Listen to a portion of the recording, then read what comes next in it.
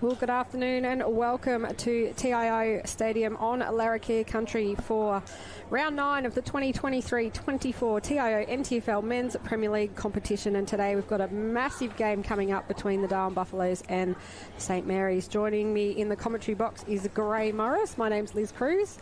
Welcome, Gray. I think this is the first time we've commentated together. I think it is, and we're both Geelong supporters too, so that always helps. There's a few Geelong boys playing today for St Mary's, so this should be a really interesting game though. St Mary's sitting on top of the ladder on 24 points. Buffs are sitting 5th on 20 points. There's a bit of a logjam, 2nd, 3rd, 4th and 5th, all on equal points. And of course, Liz, it's the old rivals, the Buffaloes and St Mary's, so we can expect a bit of fire, a bit of skill, and hopefully lots of goals on these wide open spaces. Just looking at TIO Stadium, it looks in magnificent condition as well. And in fact, they're already into it in the middle.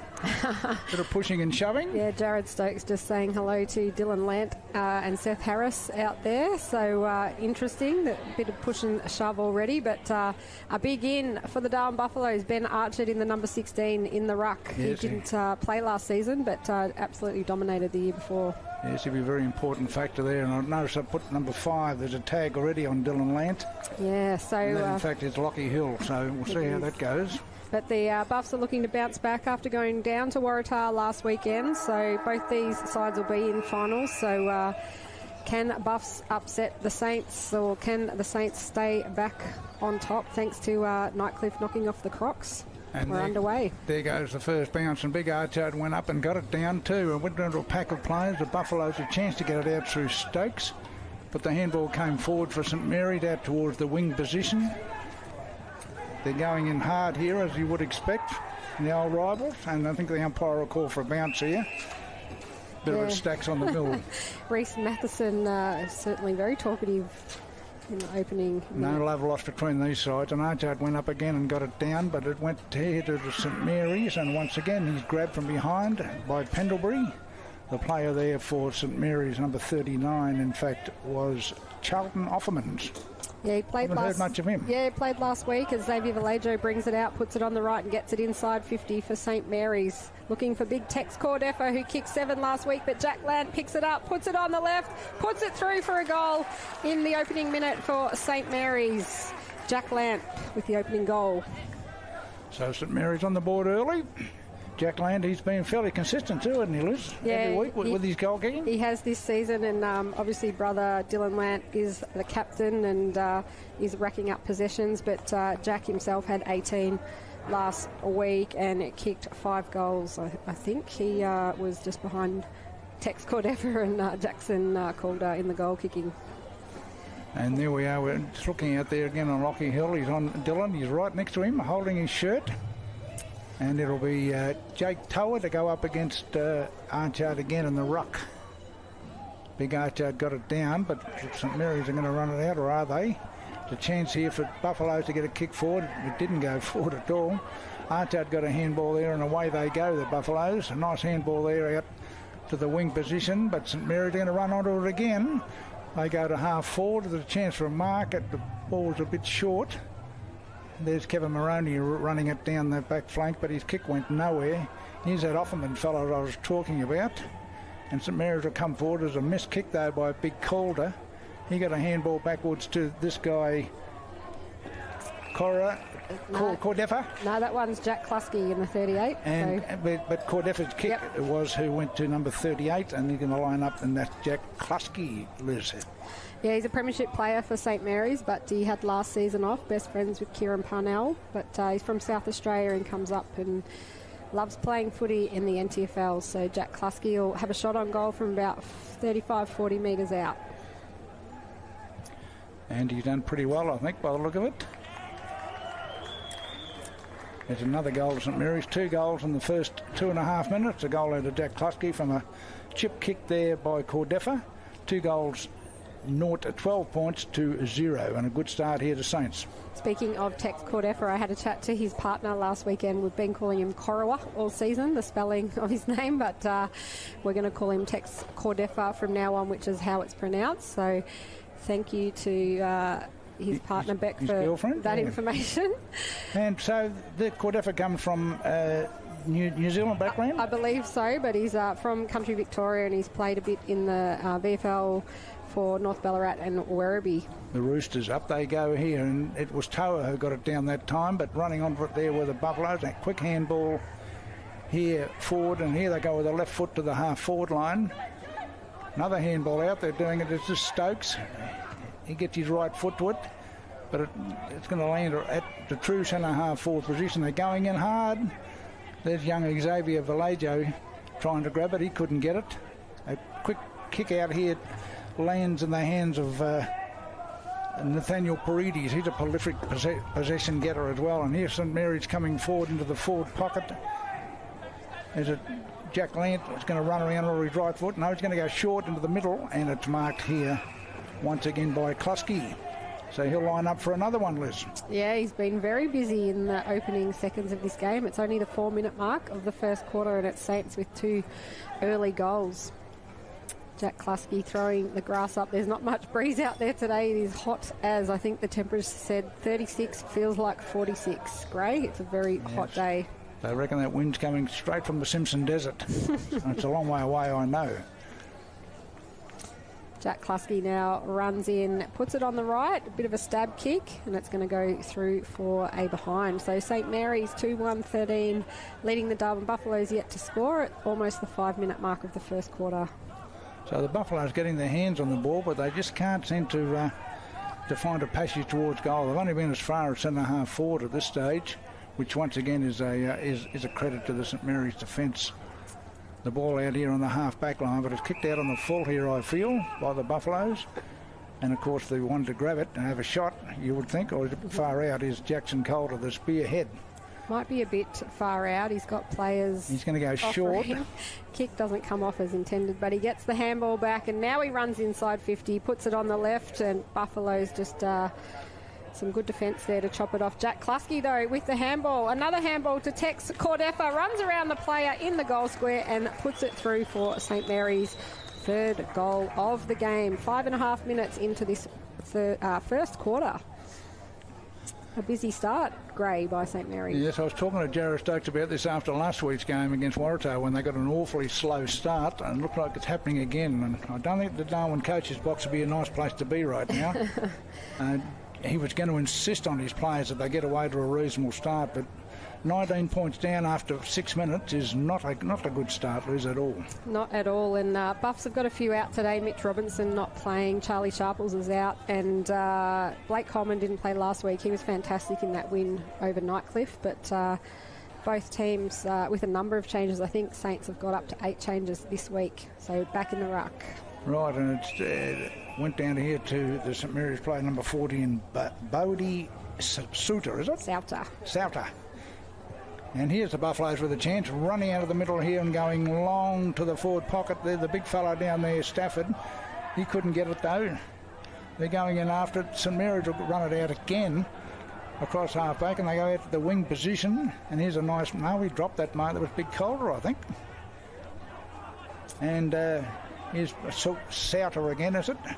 And a nice handball here towards Calder. Calder, in fact, has taken a mark.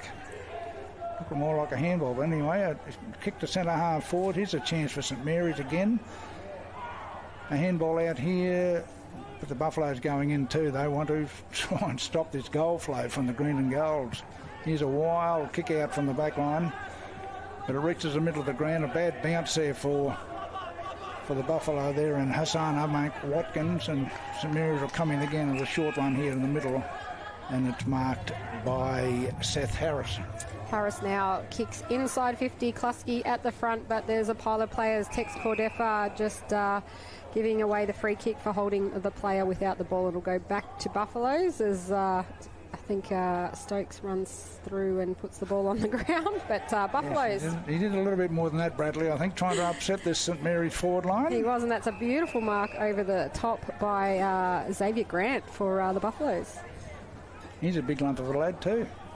Really good hands. Sends it long now towards the Buffalo 50-metre line, and some good defence there by St Mary. Sees them repel, but a pick up by Jared Stokes. His kick is smothered. He goes back trying to get it, but the ball now picked up by Seth Harris of St Mary's, both teams appealing for a free kick. Going backwards to go forwards now, St Mary's. Salter with the handball out. Pressure there, but finally getting the kick away was Sam Glover for St Mary's. Cordefa now with 2 players to beat, just taps the ball in front of him, but it is Buffaloes will be first to the ball. The player dragged off the ball and stacks on the mill, across the line for a throw-in. So there we are, 3-1-19 St Mary's, and the Buffaloes have yet to score. Been going nearly 9 minutes in this round 9 blockbuster at TIO Stadium between the old rivals.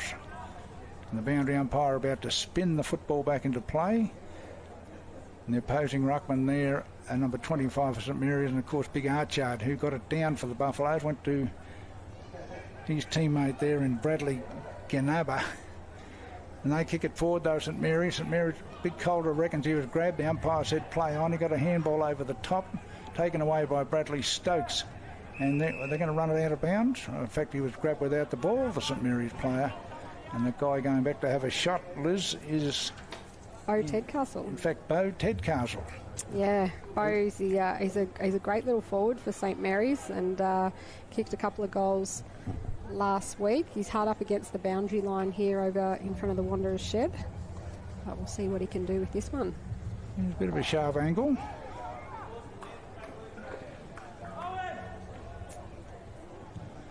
So way, and he has not even made the distance.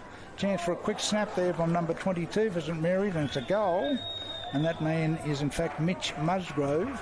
So Liz, number 4 on the board for St Mary's. Yeah, Mitchy Musgrove, little goal sneak there. He's a St Mary's junior that's come through the ranks and played a number of senior games, and 4 goals in the opening 10 minutes to St Mary's, Gray. Yes. It's a bit scary for the Buffs. Yes, it's certainly not the start they wanted. They knew St Mary's were going to come out hard, but they just haven't been able to stop that flow of the ball, especially from across the midfield and half forward, where they're getting plenty of supply.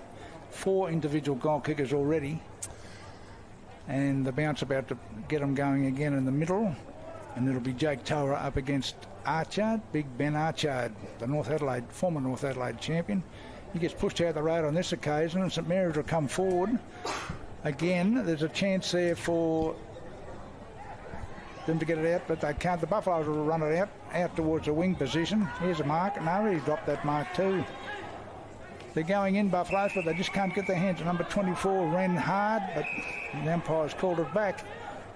And there's going to be either a throw-in or a free kick. It's a free kick, in fact, to the Buffaloes, and that is number 24, and that's Phoenix Spicer, the former North Melbourne listed player. Yeah, he's been good. I've watched him a few times in the last few weeks, but his kick's gone straight to St Mary's player there in Sam Glover, who's going to work it backwards to Darcy Churgwin. Churgwin now switching it to Kieran Parnell on the far wing. He's got the runners out in front of him in Luke Davies in his debut game, and he's taken a mark in front of the TIO sign. Yes, in front of, looked like... and here they come again. This Parnell is at number 5. Yeah, Darren Parnell. Back from a shoulder injury. Yeah, he had an operation in the off-season, so missed about the first 5 or 6 rounds. Certainly a very important part of the St Mary's machine is Kieran. And they go forward to the half-forward line that's marked here. And here they come with a long ball. You'd think that, no, he's going short. Looking for, but not finding Calder. It bounced off the opposition defender's hands, though. And a snap by Calder went through for a behind. So behind to St Mary's now, and that score moves to 4-26. The Buffaloes yet to score. 12 minutes have gone in this first quarter here at TIO Stadium. Just look at the breeze there too, Liz. It's definitely blowing down towards the pint end, and guess who's kicking to the pint end? The Darwin Buffaloes. Who are yet to score, but that kick in is chopped off by Jack Klusky now. Some great pressure. Dylan Lant with the handball misses Tex Cordefa, but he picks it up and he puts it on the boot, and the bounce just goes astray through for a behind for St Mary's. Yes, it did an off break rather than a leg break. But 4 goals to nothing. It's danger time. The red flags are already out, I'd say, for the Buffaloes. Yeah, 7 shots on goal already for St Mary's, and that kick-in's gone straight across the boundary line, about 70 metres out from St Mary's goal. Who's going to jump the fence there? Looks like the water boy or the runner. In fact, has gone to fetch it. And it'll be a boundary throw in at half back for the Buffaloes or half forward for St Mary's. Jake Tower there, the ruckman, once again up against Archard. been a fairly keen contest. It has. Toa probably giving away a few centimetres, but yeah. In the ruck, Archard's been dominating early. Certainly held his own on that occasion, did Toa. Here they come, the Buffaloes. They'll go forward to the wing position. In fact, almost a half forward, but a nice mark there for St Mary's is taken by Sam Glover. He goes inboard, and a diving slips catch there to Seth Harris. He goes to centre half forward, but there's no one there in particular. The Buffaloes, a nice tap over the top by Cordefa. He goes inboard with a handball. There's no one there. Once again, the Buffaloes, Campbell with a hip and shoulder to try and get Cordefa out of the road, and he does.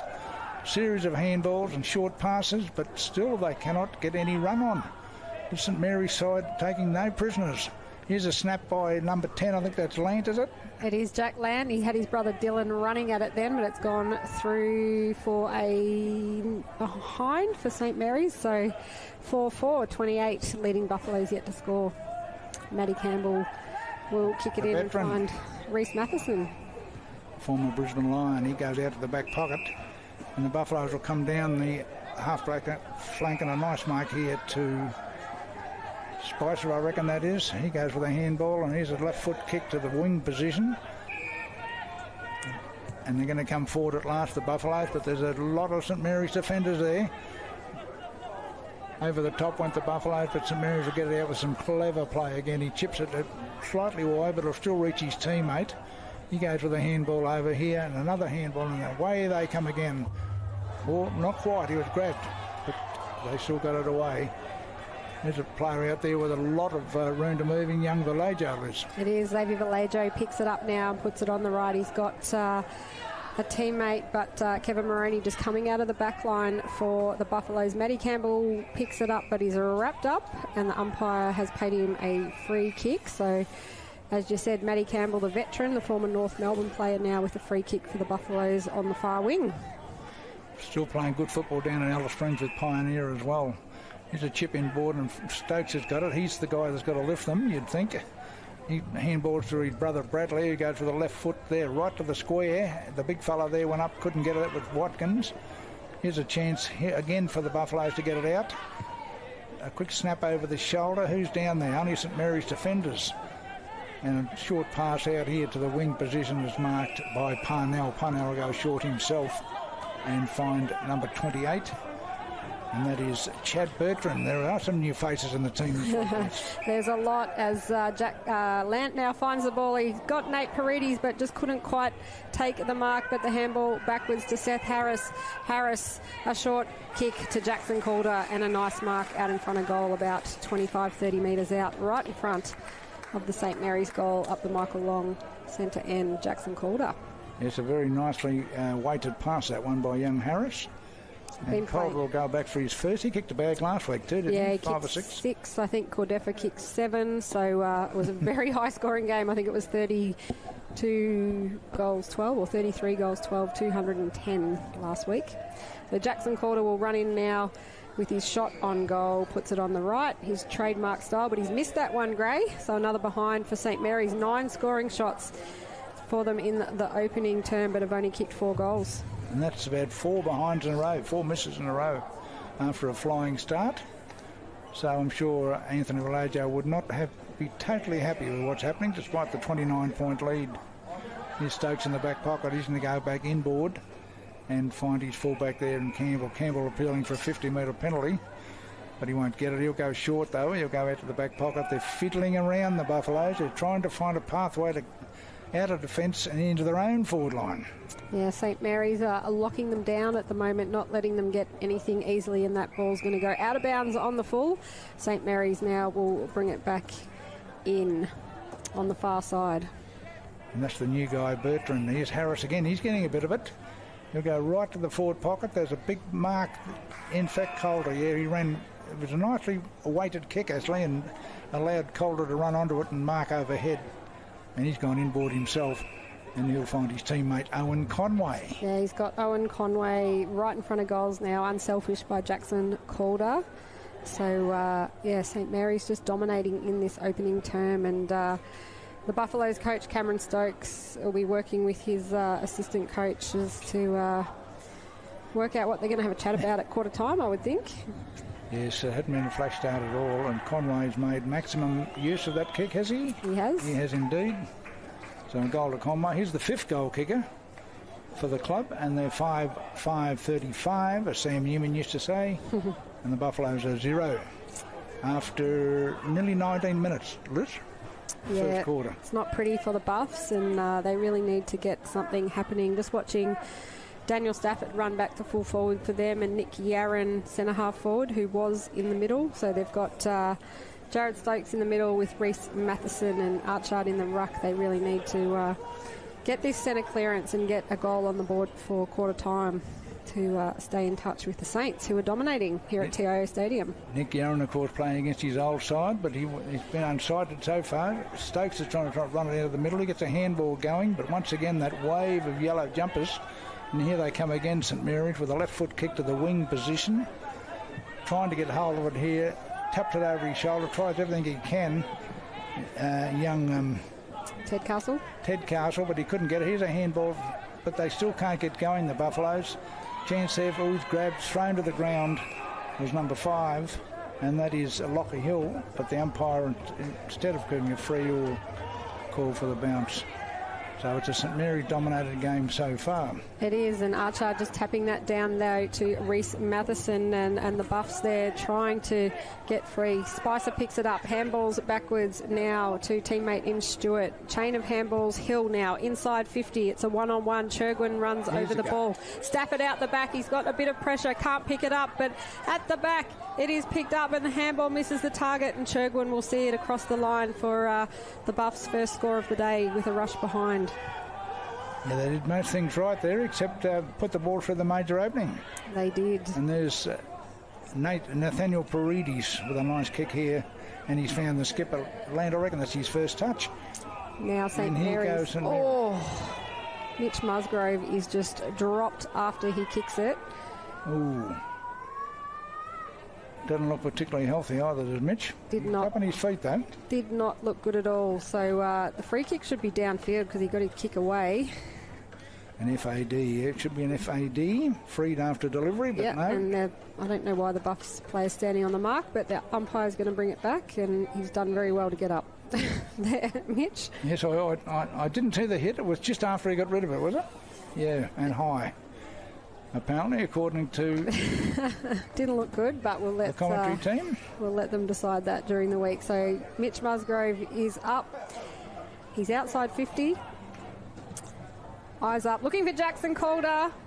Can't take the mark. Some good defence there by the Buffaloes. The handball goes backwards, and now they're going to clear it out of defence. And Nicky Yarran's worked his way back down there and gets a kick away. Almost a mark to Orsto. And now Spicer is on the run. He's got Brown hot on his heels, but he sends it inside 50. Stafford and Churgwin one-on-one inside the Buffs attack. Churgwin working hard there, trying to not let Stafford pick it up, and he's done well. He gets it out the back. Handballs to a teammate. St Mary's are going to clear it through Kieran Parnell. Parnell running it down through half-back. He goes to the wing position where he spotted a teammate, and that is Musgrove. He looks all right after that collision, should we say, and here's Paredes chipping it forward himself to number 25, his teammate, and that is Owen Conway. Conway goes to centre half forward, and a nice mark there, flying over the back was Jack Lant. Nate Paredes will be feeling the heat this week, coming back in after being down in Adelaide, where girlfriend Danielle Ponta plays for Adelaide Crows. They unfortunately got bundled out of the finals, so he's back in Darwin now playing footy. Yes, you finally find it a bit warmer here. And here's Jack Lant from about 40. He'll kick just inside 50. A long drop punt is a goal. The goal umpire nods, that'll do me. So that's number 6 for St Mary's, number 2 for Jack Lant. They go to 6-5-41. The Buffaloes are one behind 1 point. We're going 22 and a half minutes in the first quarter. Huge kick by Jack Lant. He's not a tall bloke, but he has a huge kick on him. So as you said, St Mary's now the score 6-5-41, leading the Buffaloes just the one behind at the 23-minute mark of this first quarter. And this is AFL and T's coverage of the 23-24 NTFL season. We're watching St Mary's and Buffaloes at TIO Stadium in Darwin. And the ruck position here is once again going to be Toa up against... he's got a different Stewart in there now, I think. And St Mary's go in. They go in hard. In fact, they're getting a free kick. The umpire said play on, play the advantage. He goes to full forward. Who's down there? No one in particular. Bradley Stokes tries to run it through. He doesn't. He ends up doing a complete U-turn, then handballing inboard to Campbell. Campbell back to Stokes. They're fiddling around again, the Buffaloes. But Campbell with a nice short pass out to half-back. And here's a chance for Matheson. We haven't seen much of him, the former Brisbane Lion. And he chips into the middle of the ground, though. And the player free there for Buffaloes is Lockie Hill. He's tagging, in fact, Dylan Land. But St Mary's are going to end up with the ball. A result of Lachlan Hill's kick. Goes in the middle of the ground and ran past Toa, who couldn't get down quick enough. Here's Spicer, the pacey Spicer. Gets a handball going. Hill tried to get a handball going, but St Mary's just get numbers around the ball. Musgrove again to half forward. Maroney ran past it. He dropped the mark. In fact, here's a chance for Lant if he can measure it up, but no, he can't mark either. It's a scrappy, scrambly game. A nice handball though to Spicer. Spicer tries to kick it to centre half forward, but once again it lands short. And here's a chance though for Parnell. Parnell's grabbed from behind by Stewart. The umpire, I reckon, will call for a bounce this time at centre half forward for the Buffaloes. And the Buffaloes are getting caught short when they do turn it over Gray because they've got no one in the forward line. Right. No one to kick to, so it's usually just Stafford in a one-on-one. So Toa going up in the ruck, comes off hands to Spicer. He's looking around for someone to give it to. Finally gives it off. Hassan Ahmet Watkins should mark it easily, but he drops it. Kicks it across the face of goal now, and that should go out of bounds. So missed opportunity for the Buffaloes while they had it so close to goal. But you're right, Liz, a lack of targets means a lack of options.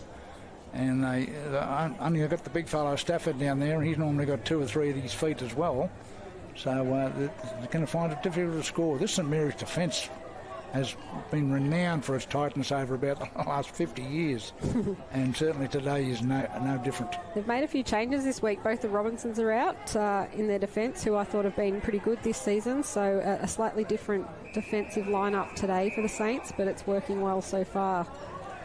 Buffs now with it's been out of bounds on the full actually, and it'll be St Mary's with the kick in, but the quarter time siren has gone and it is St Mary's 6-5, 41 leading the Darwin Buffaloes, 1 behind. Gray Morris, your thoughts on that first quarter? Well, St Mary's were just too good. They played smart football. They got numbers around the ball. They used it a lot better than the Buffaloes, kicking into the breeze too, by the way. They kicked 6 goals to 1 behind. Plenty of good players using the ball well, as I said.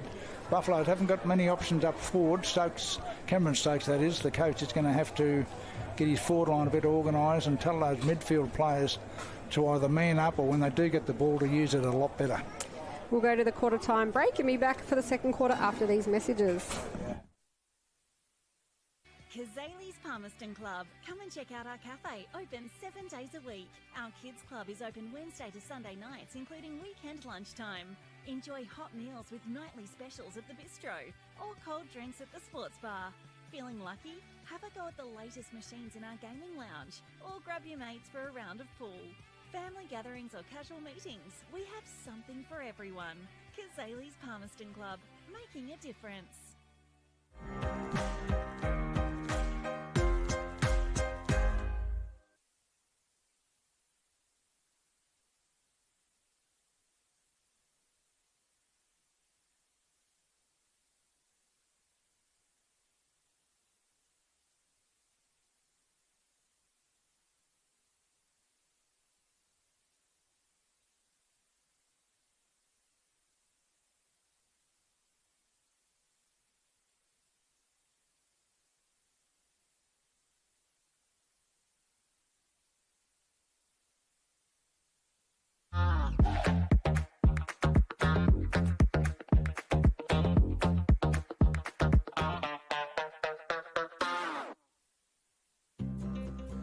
Love exploring the territory? If you do, it's good to know that with TIO Comprehensive Car Insurance, if you have an accident covered by your policy, we're here to help with the reasonable costs of towing, as well as your additional emergency accommodation and travelling costs. So get out there and explore. Get a quote today. TIO, we're for Territorians.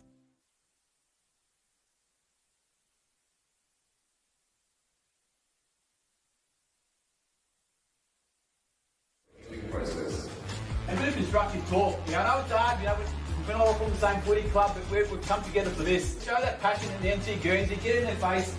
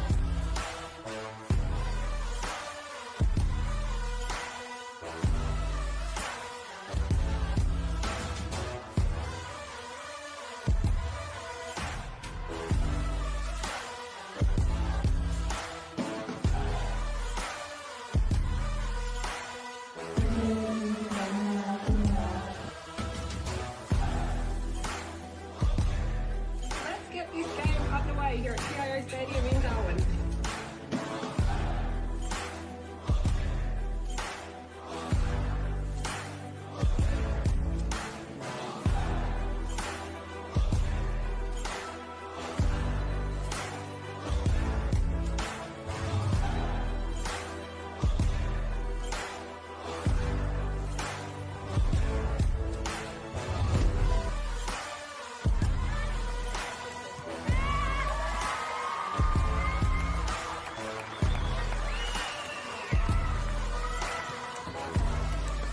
Played their hearts out, and obviously it's not what we play 6-6-6 and 7 on the bench, so it was a little bit different, but you know what, we can't ask for anything more. The girls put their bodies on the line, and they went in and they went hard, and some of it was unrewarded, but that's footy.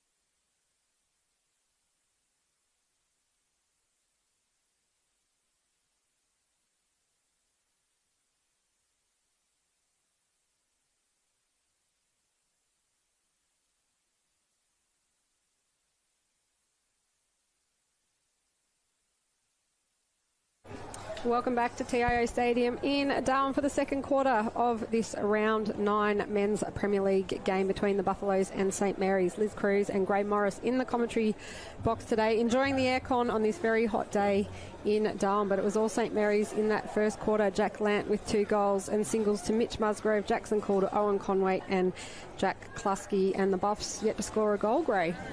Yeah, it's a bit disappointing. They would have been told before the game that they had to get off to a reasonable start, but this is an awful start. 40 points down needed quarter time, and the ruckman go up to start the second quarter. Here's a handball, but he's grabbed again by this ferocious St Mary's midfield defence, and the player coming through then and grabbing him, I can't quite get it. I think Offerman's. Might have been Offerman's, yeah. He ran 20 for about 20 metres for that tackle. Here's big Conway, but Matheson got it out finally for the Buffaloes. Went to half forward. Overrunning it there was the pacey Spicer. Here's a chance, though, for Lant to go off the ground. He does very well indeed to half forward. Big Calder there is grabbed by his immediate opponent in Kevin Moroney, but the ball went out of bounds right half forward for St Mary's. Been going 40 seconds only in the second quarter. And here we are about to throw the ball back into play. The opposing ruckman shielding their eyes against the sun, which is just coming over the roof here at TIO. Big Archard got it down, but St Mary's will go forward here through Harris, who's getting a fair bit of it. Trying to play soccer for Manchester United. There was Calder, but he had a fresh air shot, and the ball got kicked out by the Buffalo side to the wing position, and that's where it will have a throw in. Kevin Moroney, I thought that bounced inside the line then. It was right in front of us, but the umpire said out of bounds on the full, and Xavier Vallejo will kick it inside 50 now for Saints, looking for Jackson Calder. Moroney over the back with a punch away for the Buffs, and they're going to clear it back outside 50. Dylan Lant under the ball, trying to outmark Archard, but cut off there by the Buffs, and they're going to send it now into the square. Here they go, overrunning it. No, he didn't overrun. He got a fingernail to it. Number 17 there, Sherwood. The ball went out of bounds. Stewart there trying to kick it off the ground somehow, but the ball already gone out. So at least the Buffaloes have probably just forwarded the wing position here. The boundary umpire is going to throw it back in. Approaching the 2-minute mark of the second quarter, and the Buffaloes haven't kicked a goal yet. Here's a chance though for Archard if he can get it down nicely, but the handball went straight there to a St Mary's player and out of bounds again. So they're getting their number. That was young Vallejo who blocked that handball. They're getting numbers around the ball, Liz, and the Buffaloes are getting very frustrated.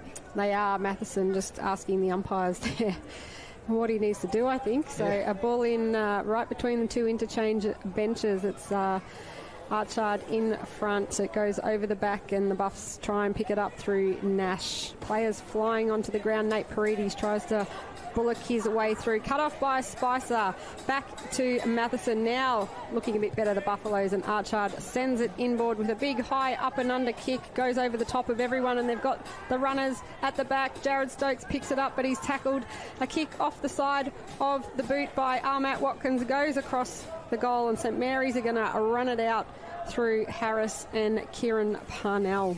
He does a 360 there, Parnell, to get round onto his left foot and kick it down to half-back, where St Mary's have got a handball going here to the big fellow in Conway, number 25. I must get him in. Here's Lant. Conway. Here's Lant going with a long left foot now to the half-forward position. There's a chance for a mark, but it's nicely tapped away there by Antonio, the Buffalo boy, and there's a kick to the forward pocket, but it only goes through for one behind to St Mary's. I'm not sure if the vision's picking it up, but there's a beautiful rainbow right in front of us here at TIO Stadium as the Buffs, through Kevin Moroney, bring it out. A good mark there by Archard. He's been working hard for his Buffs. Goes over the top off hands for Jared Stokes and St Mary's, who bring it out now through Ben Brown. He's weaving through traffic, takes his time and puts it on the right. Looking for Jackson Calder, who's behind Moroney.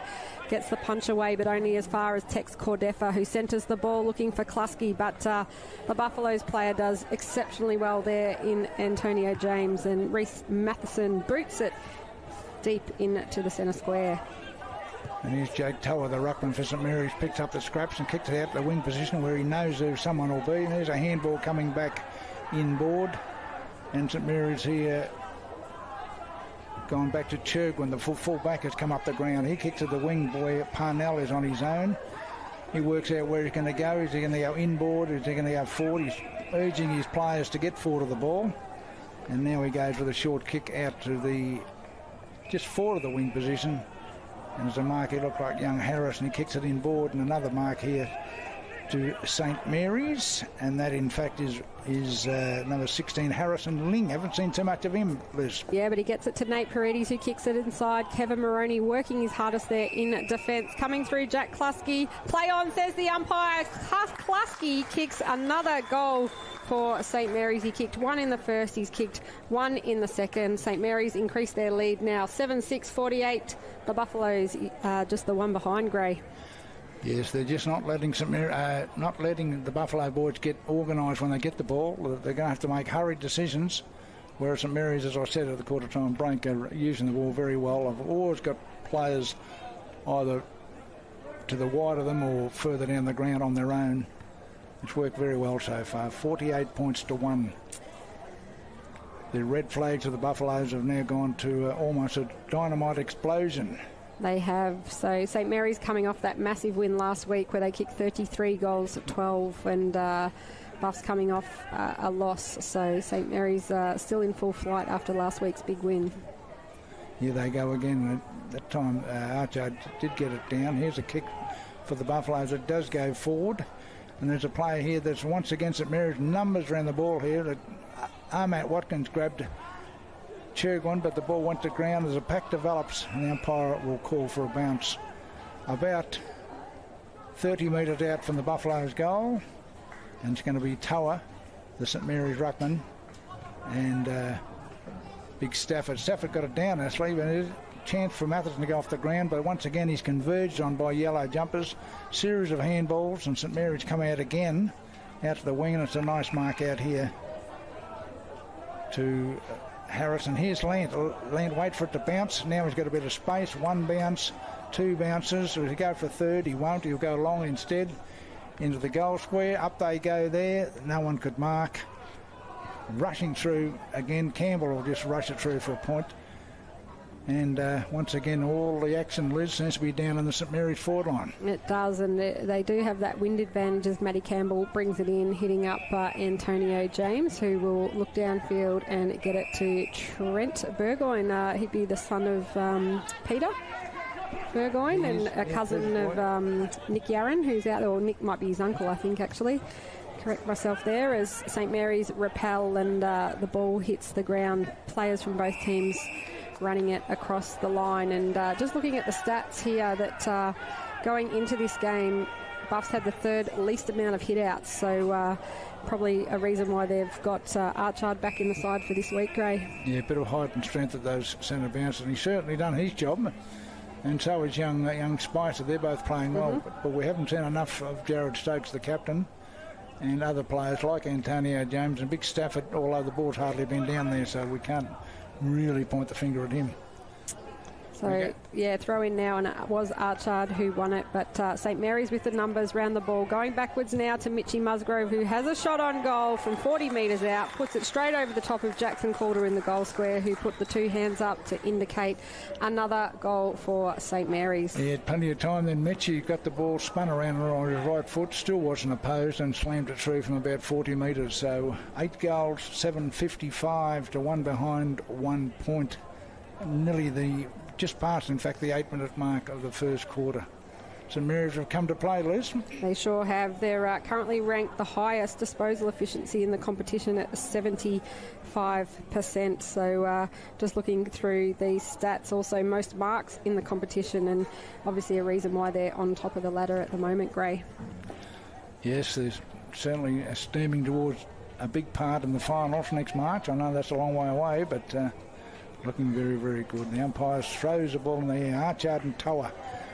Archard's big strength knocked Toa over. It gave Archard the ball when it came out. He kicked it to the forward line, but a nice, comfortable mark here to the big number 19 for St Mary's, and that is Sam Glover. He kicked it out to half-back, and it's marked here by number 16 for St Mary's, and that is Harrison Ling, who's starting to come into the game. He's a Geelong boy, Gray. Second year of St Mary's. Plays for St Mary's down in Geelong with Darcy Churgwin. Souter now with the ball in the middle, looking for Musgrove. Takes a good mark. Seems to have recovered from that knock in the first quarter. Maybe there wasn't as much to it as we thought, Gray, but a 50-metre penalty has been paid, which will bring Mitch Musgrove right up to scoring range for St Mary's. He just kicked the last goal for the Saints. Yes, one of the Buffaloes running through the protected area. The umpire's smart enough to pick it up. Little mistakes you don't like as a coach. I'll tell you what, though, I wouldn't want to buy any real estate from that umpire. That's the shortest 50 metres I've ever seen. It's expensive in Darwin. Mitch Musgrove now runs in. He'll kick it from just inside 50 on the right. Calder's there, takes a chest mark. Hard up against the boundary line. His eyes are up early looking for a teammate, but I think he's going to have a shot on goal because the Buffalo defenders have run in and picked up their players. Jammed up against the behind post, isn't he? He is. Jackson Calder now on the left. Kicks another goal for St Mary's, the big full forward, the champ. Kicks his second for the day, and St Mary's increase their lead now 9-7-61, leading the Buffaloes one behind at the 10.5 minute mark of the second quarter here at TIO Stadium in Darwin. You're watching AFLNT's coverage of the 2023-24 TIO NTFL season from here in Darwin. And what a magnificent condition TIO Stadium is in. All big pluses there to the ground staff here. They've certainly made it into a checked mowing pattern and looks very, very good. It's like a golf course, isn't it, Gray? And we're waiting, of course, for Essendon to come here in the middle of January, Liz, where the men and the women, the very VFL exciting. sides. Yeah, very exciting. And there's a lot of Essendon supporters up here in the NT, and a lot of our NT players who've played for Essendon. So, of course, the most famous Michael Long, as we see the umpires just asking the teams to set up their 6-6-6. I thought they were going to give a free kick to Buffaloes. So did I. He walked over, but now he's changed his mind. And there's the big fellow Archard going up. He got it down to Stokes. Stokes will run on here. The umpire said play on a long kick to the forward pocket. And a nice mark here to Armat Watkins. He ran into that nicely weighted kick there by Stokes. And Armat Watkins to go back and shoot for what of the understatement of the season, Liz, a very badly needed goal for the Buffaloes. Yeah, he kicked one last week, Hassan. He's a very good goal kicker, so I expect he'll get the distance. He's on a bit of an angle, though, over in front of the Wanderers clubhouse. So a much-needed goal for the Buffs if he can kick this one. What's he done? No, he's missed to the near side, so 2 behind, 2 points is all the Buffaloes can produce. And we've been going nearly a quarter and a half, 12 minutes in this second quarter. Chirgwin had a bit of trouble with the bouncing ball, but he's got it here in the left foot to the half back line, and a nice mark. No, he dropped it, Parnell. I thought he had that swallowed.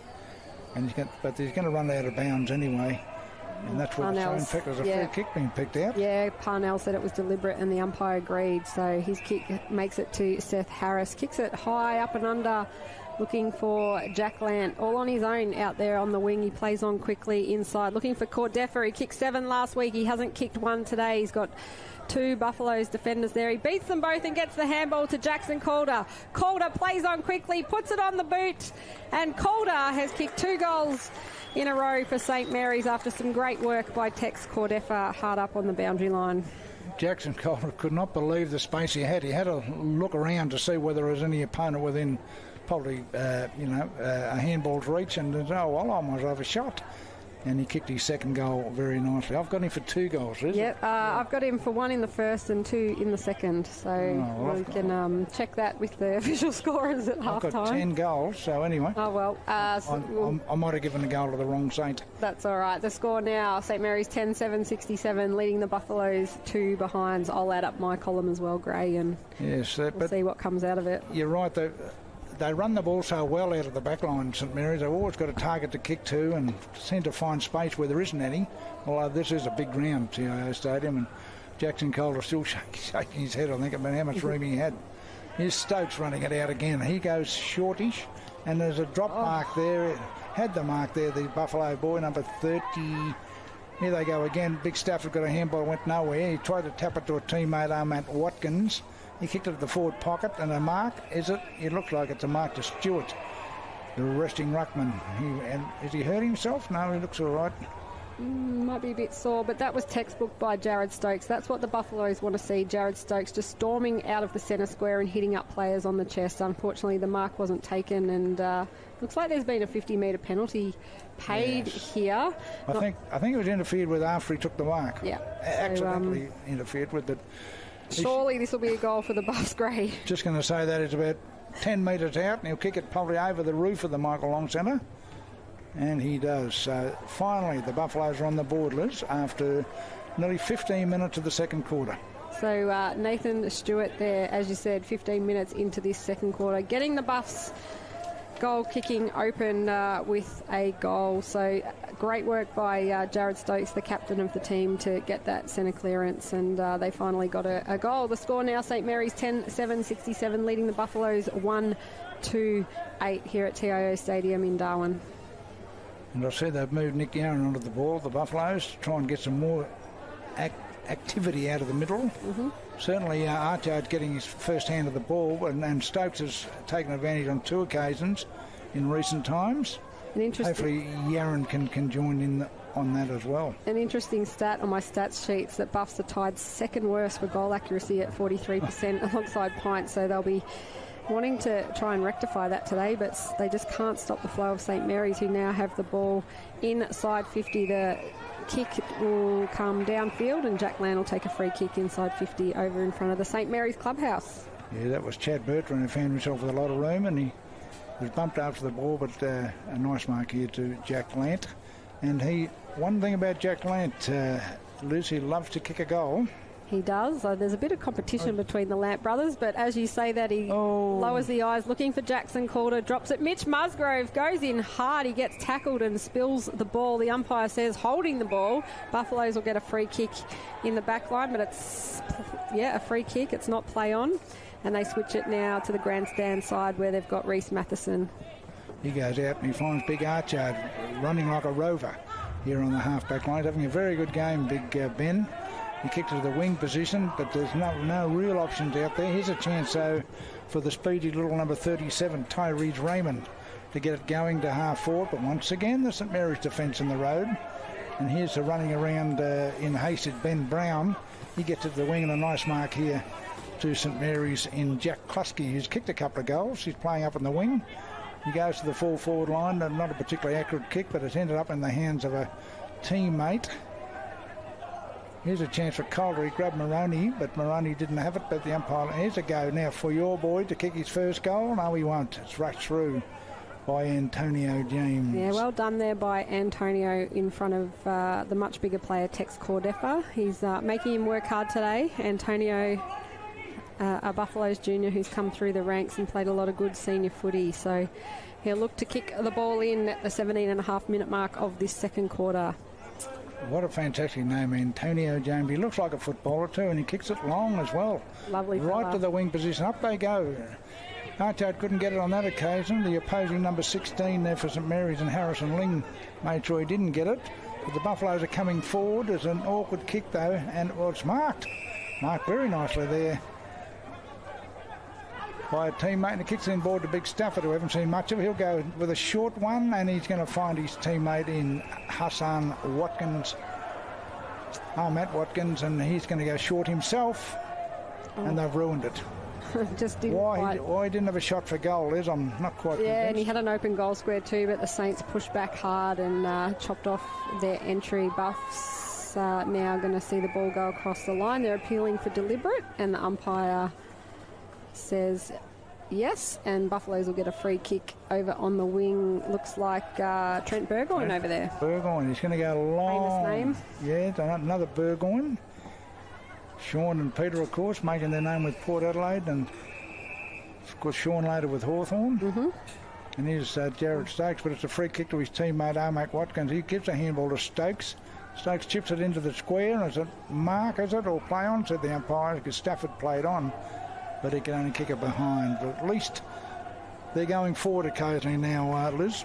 They are. So a point to Daniel Stafford. The score, St Mary's 10-8-68, leading the Buffaloes 1-3-9 at the 19-minute mark of the second quarter. And Dylan Lant, the captain of St Mary's, to bring it in down the grandstand side, finding Darcy Churgwin. Cherwin just loping now. He's been fantastic in defence for Saints. Takes a bounce, gives it back to Lant now. Quick chain of handballs. They're going to have to work it down to Xavier Vallejo. Vallejo takes a run down the wing, and he's got Mitch Musgrove, who just takes an unassuming mark now. He's got Jack Lant all on his own at the top of the 50. Lant, no one in front of him, just sends it home. Jackson Calder raises his finger in the air to indicate another goal for St Mary's, the third of the day for Jack Lant. Yes, Jack Lant wandering through the middle of the ground, put his hand up and said, I'll have that kick when you get it. Young number 22, Musgrove, he kicked it over to him, and of course a long goal. So, but no pressure, Gray, no pressure on Jack Lant when he's, he can kick 50, 60 metres. You've got to get in front of him. Exactly what I said, wandering through the middle unopposed. They really have to start manning up, the Buffaloes. So St Mary's have kicked 5 goals in this quarter. The Buffaloes have kicked 1.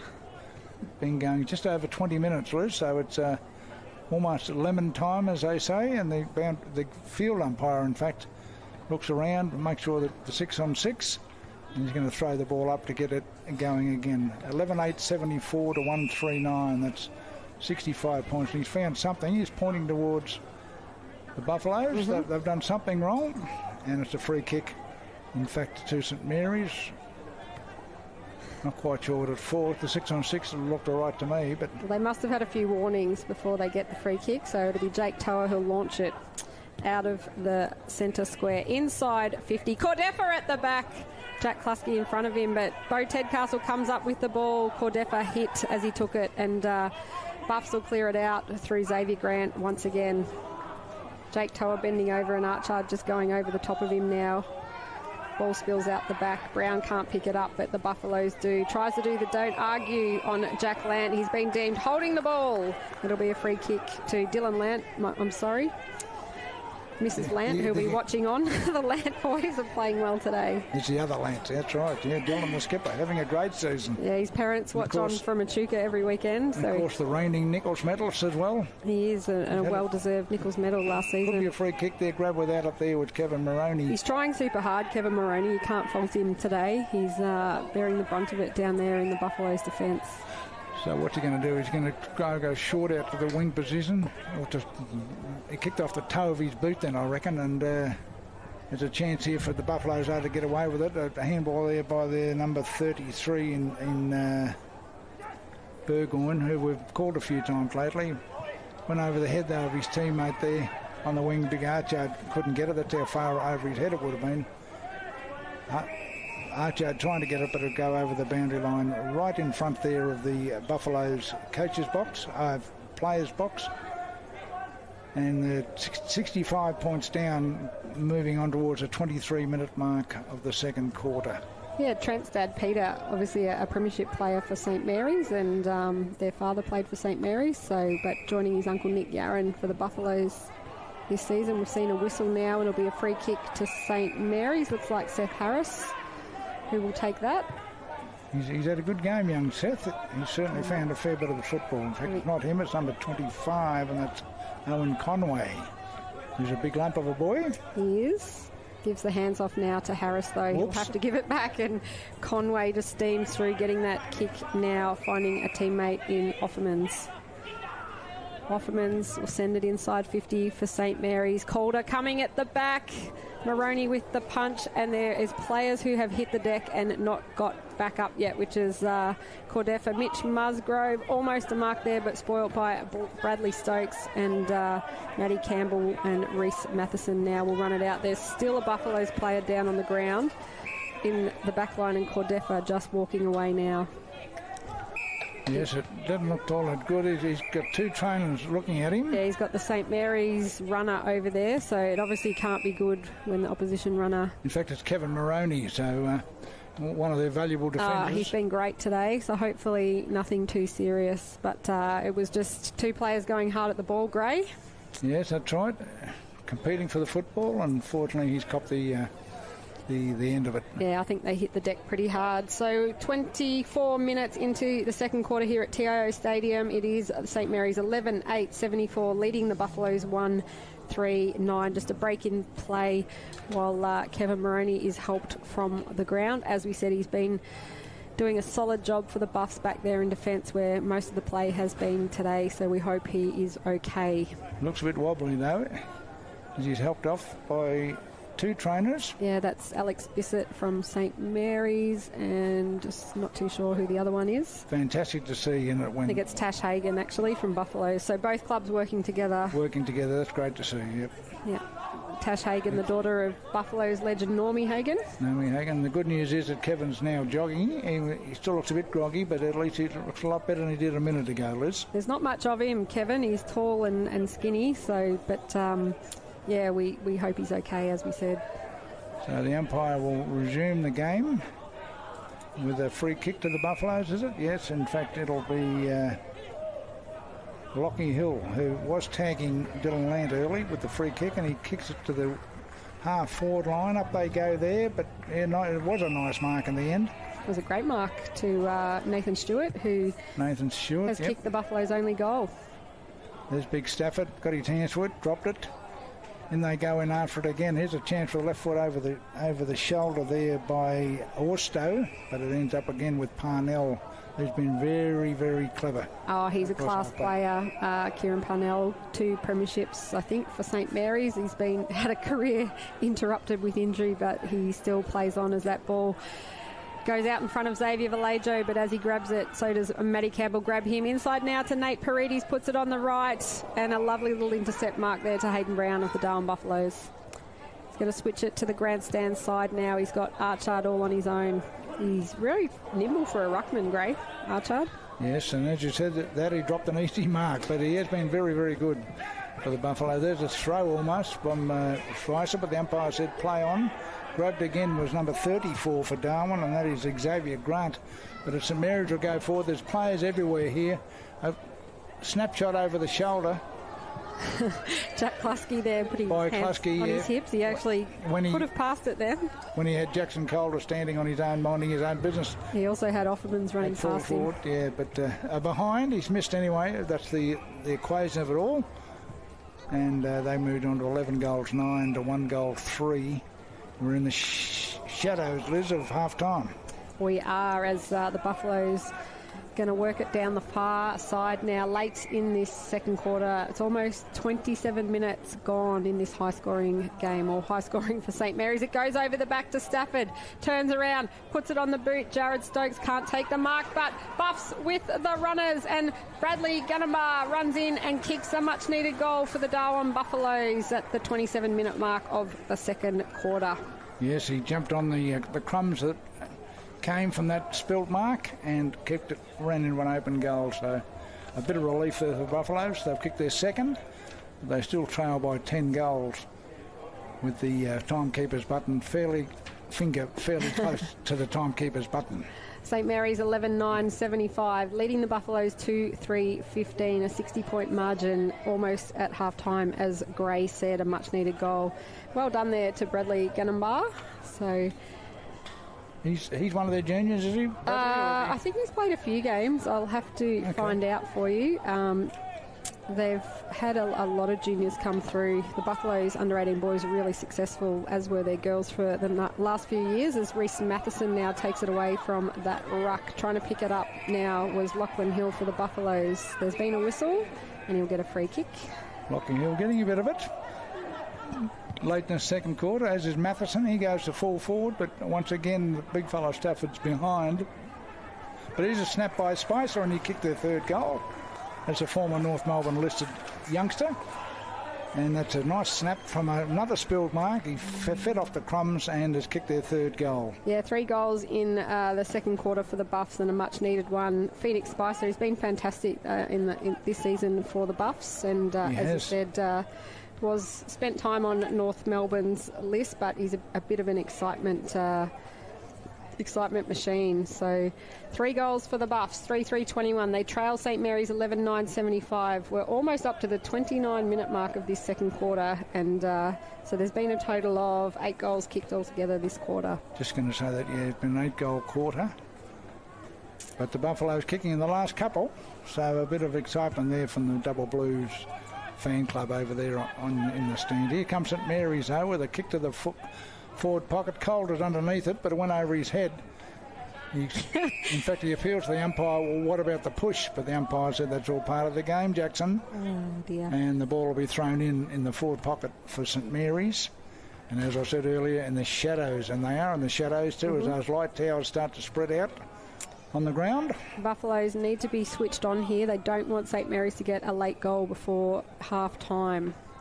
Likewise, St Mary's want to get a quick one to stop the run by the Buffaloes. Archard kicks it out of defence.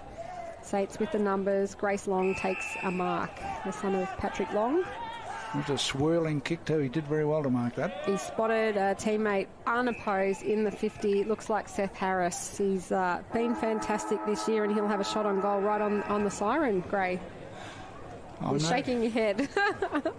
Just looking at, I can't see him, but you can imagine Cameron Stokes' reaction to that. He had must have been 10 or 15 metres on his own, young Harris. Took the chest mark, and he'll go back and try and kick their 12th goal after the siren, after the half-time siren. So Seth Harris runs in, got the distance but not the accuracy, so he lets the Buffaloes off the hook, and we go into the half-time break. The score, St Mary's 11-9-75, leading the Darwin Buffaloes, 11-10-76, leading the Darwin Buffaloes 3-21. The Buffs didn't score in the first quarter but did well in the second quarter. Gray, 3 goals to them. Yes, they did kick the last 2 goals of the quarter through young Spicer and young Bradley Ganamba, is it? I think it's Gunnumbar. Oh, Gunnumbar, I'll get it right. But no, St Mary's have got plenty of good players. Most of them in the down back and in the middle. Kieran Parnell has been terrific. Dylan Land starting to come into the game. Calder up forward has been a big threat. Haven't seen much of Cordeffa, strangely enough. He's been a little bit quiet for his own higher standards, but and Klusky, another dangerous player up forward, and of course young Harris, you mentioned, has been very, very good. And the Buffaloes, of course, have been well served by the big fellow Archer. He's got, I reckon, he'd have sore hands from the amount of times he's got his hands to the football. And of course young Spice has been very good out here on the wing. We'll go to the half-time break and be back for the second half after these messages. You are one of over 148,000 people living in an area at risk of being affected by a cyclone this wet season. In your cyclone kit, you'll need a battery-operated radio, a torch with spare batteries, enough food, and at least 10 litres of water per person to sustain you and your family for 72 hours or more. All important documentation such as passports, treasured photos, and insurance policies should be kept in a safe and waterproof place. Be prepared this wet season.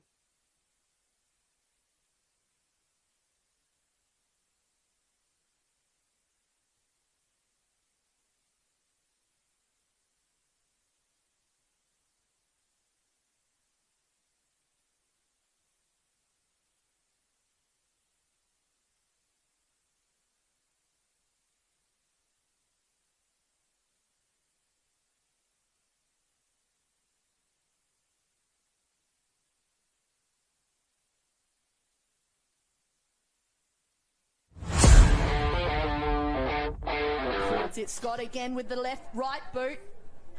Just gone across the face, ball in play. Cooper Darm's absolutely everywhere today. Opts for a check side kick and he's happy with it. Yes. And just like that, Nightcliff go bang. Though an Eilert hands that one off to Zust. Zust pushes that one forward, trying to find an option forward. Adrian Scott lurking again. He does a 360, boots that one short, sharp, and it bounces. It looks good. Bit of a bounce. Still no clear possession. We've just takes one bounce there, pushes it forward. He's got his second bounce. It's looking beautiful. He opts for a chip kick in. He might go all the way. And he does. Just like that. That was stunning from Tristan Singh-Lippo. He picked up nicely there, however, turned over quickly by Swartz. Swartz at a running goal. He goes bang. And that's Southern Districts with another goal in a matter of minutes here at TIO Stadium. Is that one through forward there in Ryan. Ryan pushing forward, looking for options. It might be Waistcoat that runs onto it. He's under pressure, shrugs it off. A little check side kick. And just like that, Southern Districts have hit the front. He's still out there. Oh, yes. I held my breath. Phenomenal. What a kick. By working forward, he's kicked it high. It's going to be dangerous to who can get under it. He's put his fellow forwards in danger, but it managed to find a boot through. Phenomenal. And that was through the boot there. Brett Kennedy. Beautifully done. Out of his hands. Play on was the call as Nightcliff just trying to work it out wide to Zeus, who hooks it round the corner and evades everyone down there. Call me, he says. Call me. Cody Zeus. It's just bounced, unfortunately, there for Tristan Singlipo, but picked up nice through Emery. Put on the foot there, but doing his best to get that one and kicked forward. Just like that. The crowd's happy about it too. That was brilliant there from Brett Kennedy. Ground level, Philo reads it beautifully and then drills the pass forward. Zust is off and running inside forward 50, kicks long towards goal. He's kicked another one. It's another Nightcliff goal to start the quarter, and he likes a celebration, Cody Zust. And Stanley kicks the ball straight down the centre corridor. Waistcoat dives in, couldn't take it, but Ross on his left foot again, if you don't mind, has banged through another one, and can they come back? Sing attack for District says, that's a shocking kick. Yeah, as it comes out here to Jonathan Ross on the right foot this time. He swings it round through for a goal, and the kick across goal there. In this space in the last 12 minutes, so I'd be nervous. They need to get a clearance and get it early, otherwise this might happen. And just like that, turned over.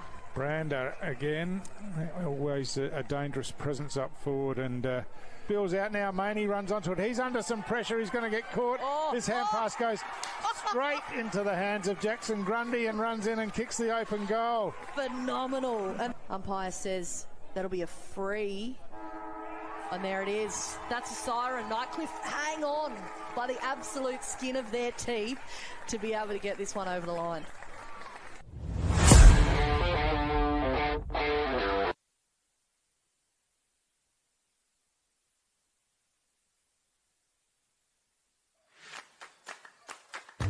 So we're here on a Friday night for our NAB AFL Auskick, where we run a girls only option, and the kids are pumped, ready to rock and roll and have some fun with the footies. We signed our daughter up for Auskick because her big brother did Auskick last year and she just loves it. I thought signing her up for a girls only group would be a great chance for her to kind of be with some friends in a comfortable environment.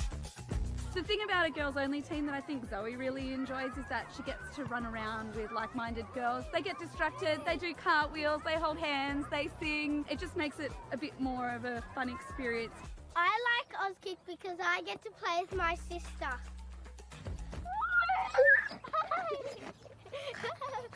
We love Auskick!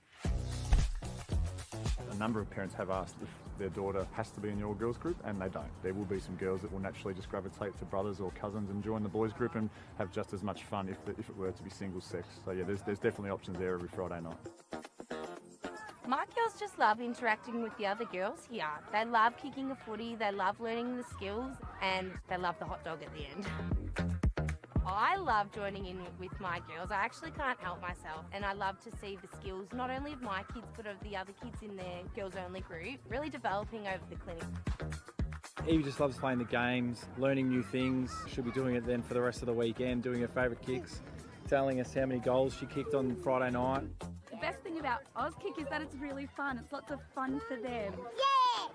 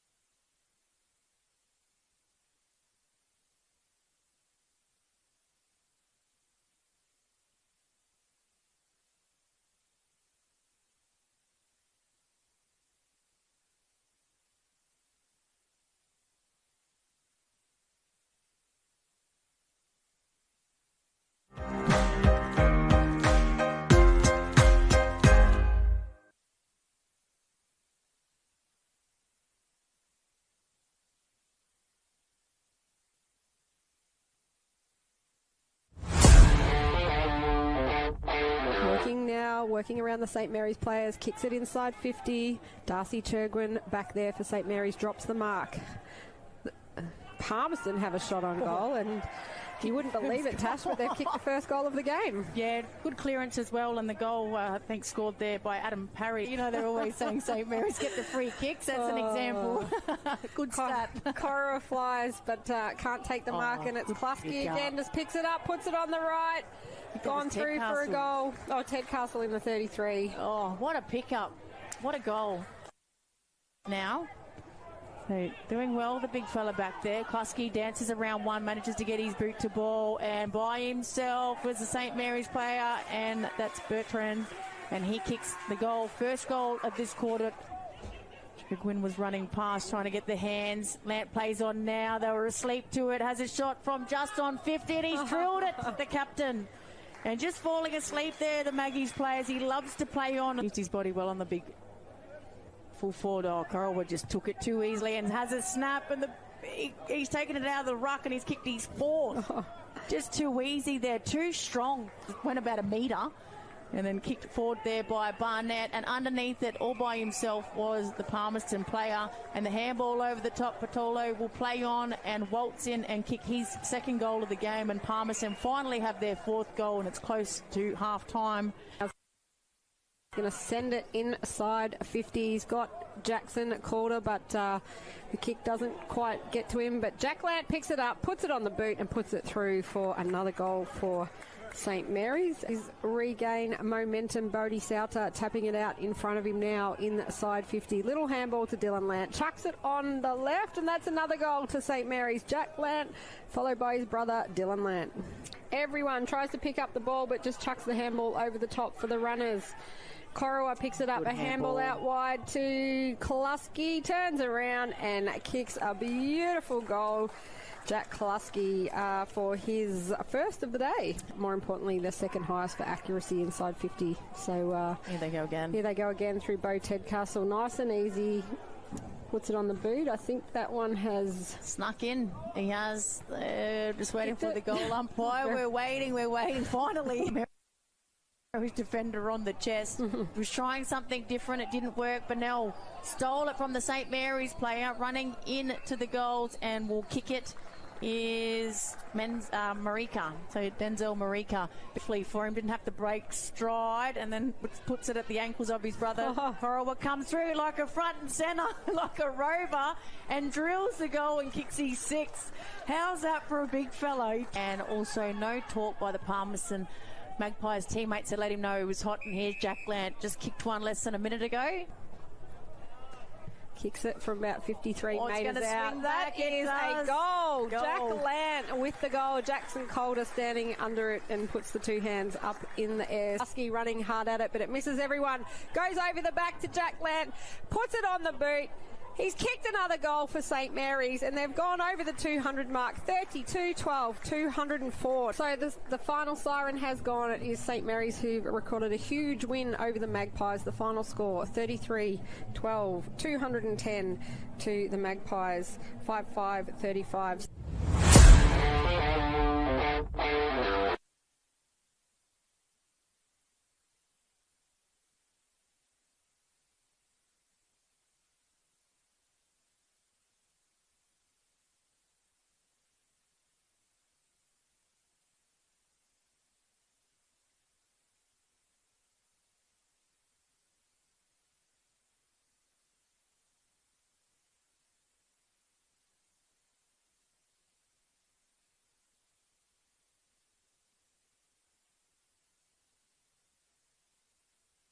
Looking for a fun day out with your family or friends? Putt on over to Palmerston Mini Golf. With our beautifully landscaped course suitable for all ages, you'll have a blast playing mini golf here at Palmerston. We offer the perfect setting for kids' birthday parties, complete with special packages to make their day unforgettable. And if you're looking to have some fun with your mates, we have you covered too. Play during the day or under lights. We're open until 10 p.m. And we'll see you around Palmerston Mini Golf. Find us at the Palmerston Golf and Country Club. And that's marked by pulling just outside the 50. He's got a player on the lead, Magro, and Magro out in front of Matty Campbell, takes the mark at full stretch. Kicked 7 a couple of weeks ago. He's online on this occasion as well. So the first goal of the game goes to Jaden Magro. So Kirby tried to grab that one out of the ruck, slipped through his fingers, and now there's another free kick. It's a Darwin free kick. Advantage is paid, and it's through for a goal. And I think that's Stafford, isn't it, that took the advantage there and picked up and snapped truly. Oh, this time he's missed by even more to the right. It's going to stay in play again as off-hands Magro takes the ball, swings around on his left towards goal. I think he might have put that one through as well. He has. And a third goal for Tars, a third goal for Magro, and drives the ball away down towards half forward. Munkara there spilt the mark but recovered beautifully, and now drills a pass in forward, and Magro out in front once again. Campbell did just about as much as he could, I think, but Magro hands out in front and then took it on the second grab. Just comes in over that line now and kicks it. Looks straight. It is straight through the middle, and that's a quick goal from Waratah in the opening seconds of this second quarter. Forward to Carlin. Carlin goes short looking for McKenzie. Got a hand to it, and now the hand pass comes back to him. He breaks past the tackle of Moroney. Kicks long towards goal, and he's just snuck it inside the right-hand goal post. That's a beautiful finish there, but differently, they haven't lined up very well for this one as Arnold hooks it back, and now Anchors runs onto the hand pass, kicks long towards goal. It's going to bounce in the goal square, and the open goal square, and bounces through for another Waratah goal, and Abe Anchors. He's got a leading player in Jared Stokes. He goes longer than that into the forward. Oh, a big leap from Stafford up early, but didn't affect anything at ground level. It's Spicer who swings it back on the left towards goal. I think he's got the early one for Darwin. He has, and just what they were looking for, Chris. Kara gets it off to Will Clark. Clark drills the ball in short. I think the sun might have been in the eyes of Toby Hutt there as he spilt the mark, but got the hand pass out. Booth now has a snap at goal, and he's got Tar's first goal of the quarter. Dom Booth on the end of a string of hand passes over the top. Hayden Brown takes it and kicks quickly into space. Matt Watkins runs onto it down there. He too kicks quickly down to full forward. Stafford's got two opponents down there as it's punched away from him. Oh, running through into the open goal, you would think, and it is, and that's a good goal. I think that might have been Lockie Hill, was it, down there? Pass inboard, and follows up again, picks up and hand passes again. Yaron outside to Stewart, outside to Palmer. Palmer hooks it back on the right towards goal. It's going all the way. O'Sullivan's worked back, claims he's touched it, but he was back over the goal line, and Buffs are up and flying, Chris. Yep. 4 minutes in this final quarter. Carroll looking inboard, and as Carroll kicks inboard, the siren goes, and just the one goal for Tars in the final quarter. Darwin kicked 2, but Tars were well disciplined, I think, and well drilled enough to just keep Buffs at bay, Chris.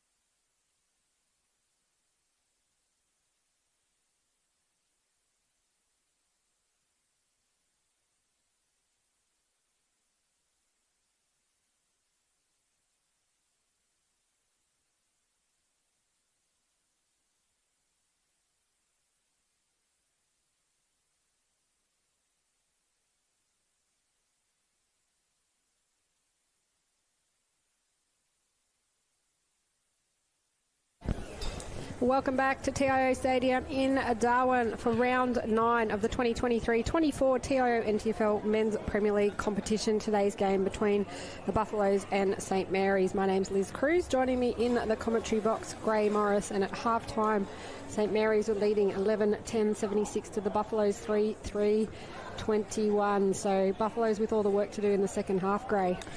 Yes, they just couldn't get themselves going. Every time they got the ball, they were grabbed by a St Mary's player, whereas St Mary's seemed to find room and space and everything else. And they kicked 11 goals to 3, and they should go on with it from here, you would think.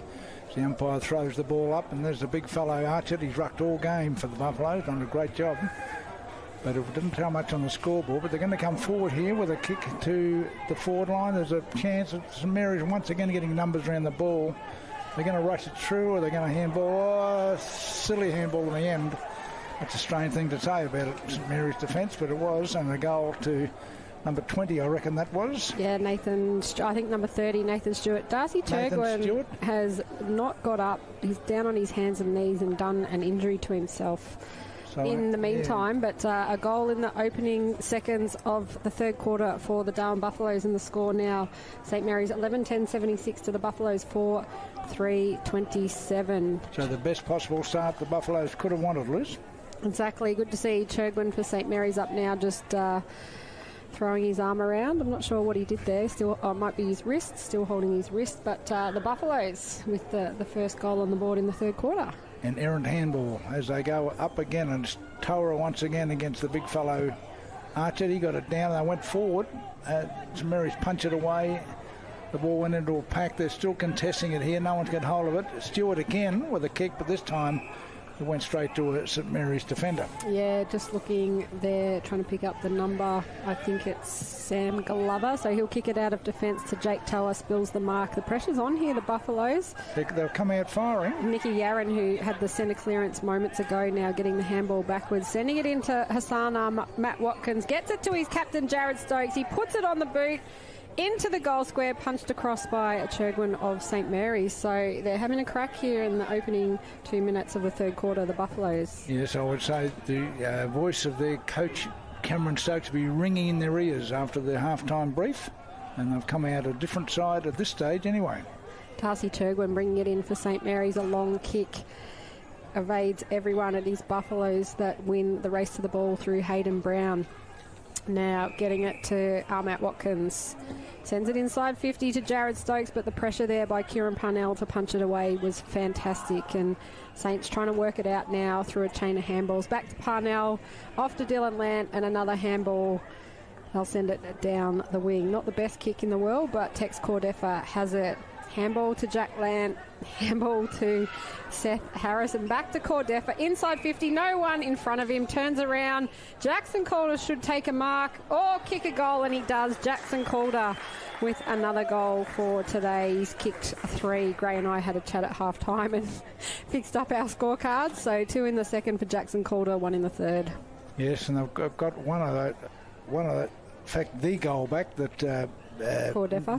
that Nathan Stewart kicked earlier. I'm thinking they got that goal back through Calder, who kicked it firstly the goal line in the end. So 12 goals, 10 to 4-4. That's 54 points of difference. And St Mary's still in control, despite that little burst there from the Buffaloes when they looked fairly good. They just couldn't find a target up forward. And... they'll want to get the ball forward again as soon as possible. The breeze seems to have gone across the ground now. And once again, Big Archer rucking. He got it down. And went the handball here to Campbell, who's moved into the middle. Chips it sideways here. And they're going to go long, short, and a nice mark to Matt Watkins leading up into the forward pocket. So he's providing a bit of a target, Matt Watkins. He's the vice-captain this season for the Buffaloes, and he's been playing down in the Central Murray League where he kicked 50 goals in 14 games for Naya West. So he can certainly kick a goal. Famous football name, Armat. Yes, the Armat name. Been associated with the Buffaloes for many years. Forever, I think. Armat Watkins runs in, kicks it on the right. Good looking kick, but goes through for a behind. Yes, a goal would have been nice then from Hassan, but he sliced it away to the right. just like a slice of apple. Here they go again, St Mary's, and it's a nice mark there. It's an half back. Going to go back and look for an option. In fact, he does that. Kieran Parnell has had a terrific game. He gives it to Churgwin. Churgwin out to the wing where the mark is dropped, and he's grabbed, almost holding the ball. The umpire said no, too high, I think. Yes, this Mary's going back for the kick. So a bit lucky to get away with that. And he's going to go inboard to a teammate there, number 28. That is Chad Bertrand. I haven't seen a lot of him, but St Mary's have still got possession of the ball. They're chipping it around. Mark here to young Harris. He gets the handball back. He's going to have a shot now. You'd think he'd run in, kick it long to the square. Who's down there? Big Calder? No, he's not. Here's a chance though for Lant, but the Darwin Buffaloes scramble it away. It goes here to Paredes. Paredes to go short, but that kick is intercepted by Antonio James. Yeah, he just read the ball well then, James, and he's going to bring it back inside the centre square. He's found a teammate there unattended in Nathan Stewart. Turns and kicks likewise. Space. He's got Gunnumbar free. He runs into goal. He give the handball off. He does. Unselfish to Hassan Ahmat Watkins, and he kicks it in to the fence for a goal for the Darwin Buffaloes. Hassan Ahmat Watkins getting first. First for the day on the goal kickers list. Yes, they almost did it, St Mary's and Buffaloes. They found some space, chipped it around, handball over the top to Hassan Watkins, and an easy goal strolled in. That's their fourth. Their fifth, in fact. 5-5-35, plays 12-10-82. So it's a different looking Buffalo outfit in this third quarter, and probably just as well. They were in big trouble at half time. Yeah, so good work there by the Buffaloes to bring it down the wing and get a goal. We're 6 minutes into this third quarter here at TIO Stadium in Darwin, where you're watching AFL and T's coverage of the 2023-24 TIO NTFL season. And Big Archard got it down again. There's Nick Yaron trying to get it out, but he was grabbed. Here goes St Mary's again through Bertrand. Bertrand right to the square. Overrunning it there, or pushed out. He claims he was pushed, and the umpire agrees. And that is number 38, Jack Klusky, who looked like he had the mark, and all of a sudden he was out of position, and that was why he had Buffalo's player asking, what did I do? So, but Klusky...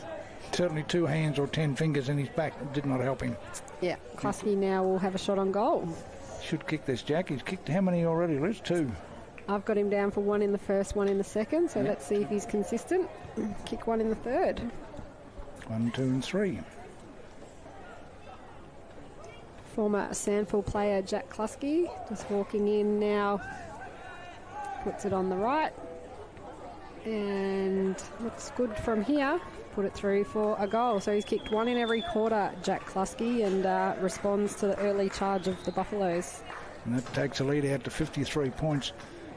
Nearly just past 7.5 minutes in the third quarter. So once again, they get numbers of the ball. Although that was a free kick in the end. The Buffalo player involved, I can't recall, but certainly Jack Klusky can, because he claimed it immediately from the umpire and kicked his third goal. So good news for the viewers at home. I'm just looking down at Kevin Moroney on the interchange bench. So he looks good after that clash in the second quarter, and will hopefully come back on for the Buffs. But the main thing is that he's okay, Gray. He's up and about and walking here. Looks okay, doesn't he? Because he was definitely in the best for the Buffs in the first half, as Archard just taps that back to Jared Stokes. He comes steaming through the middle, puts it inside 50, looking for Stafford, but it goes over the top, and Kieran Parnell and Harry Ling just charge out of defence for St Mary's now. Good mark there to Bo Tedcastle. Finds Jack Lant on the chest in the middle. Plays on quickly. He's got Jack Klusky all on his own and the umpire. So Klusky will run onto the ball. Settles. Puts it through for a goal. You know it's going to be a goal down the Saints end, Gray, because from where we're sitting you can watch Jackson Calder put his finger up every time. So another goal to Jack Klusky. Tend to do that, Big Calder, and he puts his hand up. Salutes the goal in some ways. Great for the commentators. We know whether it's Makes gone. It easy. Don't have to wait for the goal umpires. The score now, St Mary's 14-10-94, leading the Buffaloes 5-5. 35 at the 9-minute mark of the third quarter. And once again, that started off half-back, Liz, with Kieran Parnell got a handball going with to Bo Tedcastle. He chipped it inboard and away they went. So very hard to stop that type of play. Yeah, Bo working his way up the ground. Normally he stays inside 50, so just a great contribution to that goal by Ted Castle. So back underway here, Conway and Archard in the ruck. Jared Stokes again is taking it out of the middle, takes one bounce, handballs it off, almost gets it back, but it's Orsto whose kick just... Awful, really. But yep, and St Mary's through Ben Brown and Xavier Vallejo now going to work it out. He's worked it to the wing position, out here to his teammate Bodie Souter. He's going to chip it short to Paredes. Paredes on the run, does a dummy, sells some candy, and finds his teammate. No, he dropped it with Ted Castle leading out. The Buffaloes will bring it out instead into the middle of the ground, and it's marked by Stokes, who certainly lifted his game in this quarter. And here's Lockie Hill with a left foot kick to the half forward line. Young Spicer overran it. Here's a chance that he's got two, but a nice handball here back to the Buffaloes, and they go for a chance for Harmat Watkins, but he's out-positioned by his immediate opponent, and that is Harrison Ling. Yeah, just working his way into the game, kicks it to his Geelong St Mary's teammate Darcy Chergwin. Likewise to Souter now. Ben Brown with the ball on the far wing. Turns around, kicks, looking for Tex Cordefa, taking a good mark on the far wing. Cordefa now lowers the eyes. Great defensive work there by Woodbury for the Buffaloes to chop that off. Picked up by the Buffs now. They're going to handball backwards now and try and work it around the ground. Goes over the top and finds Ben Archard all on his own. Little chip kick to Jared Stokes and he's off. Looking for Stafford, goes over the top, and there's green and gold players everywhere. Seth Harris now, big handball back to Darcy Chergwin, and he'll get it to the safety of Ben Brown. Ben Brown will chip it out to the wing position where he spotted a teammate, and that is in fact Bodie Souter. Here they come again in numbers. Here's Harris with the ball. He's got time for one bounce, two. He's going to third. Now he'll kick it to the forward line. Big Calder went up, couldn't get it. Tried to spin around, but the Buffaloes are there in numbers for a change. Their back line. Nice handball there by Bradley Stokes, but he's grabbed at a fresh air shot instead.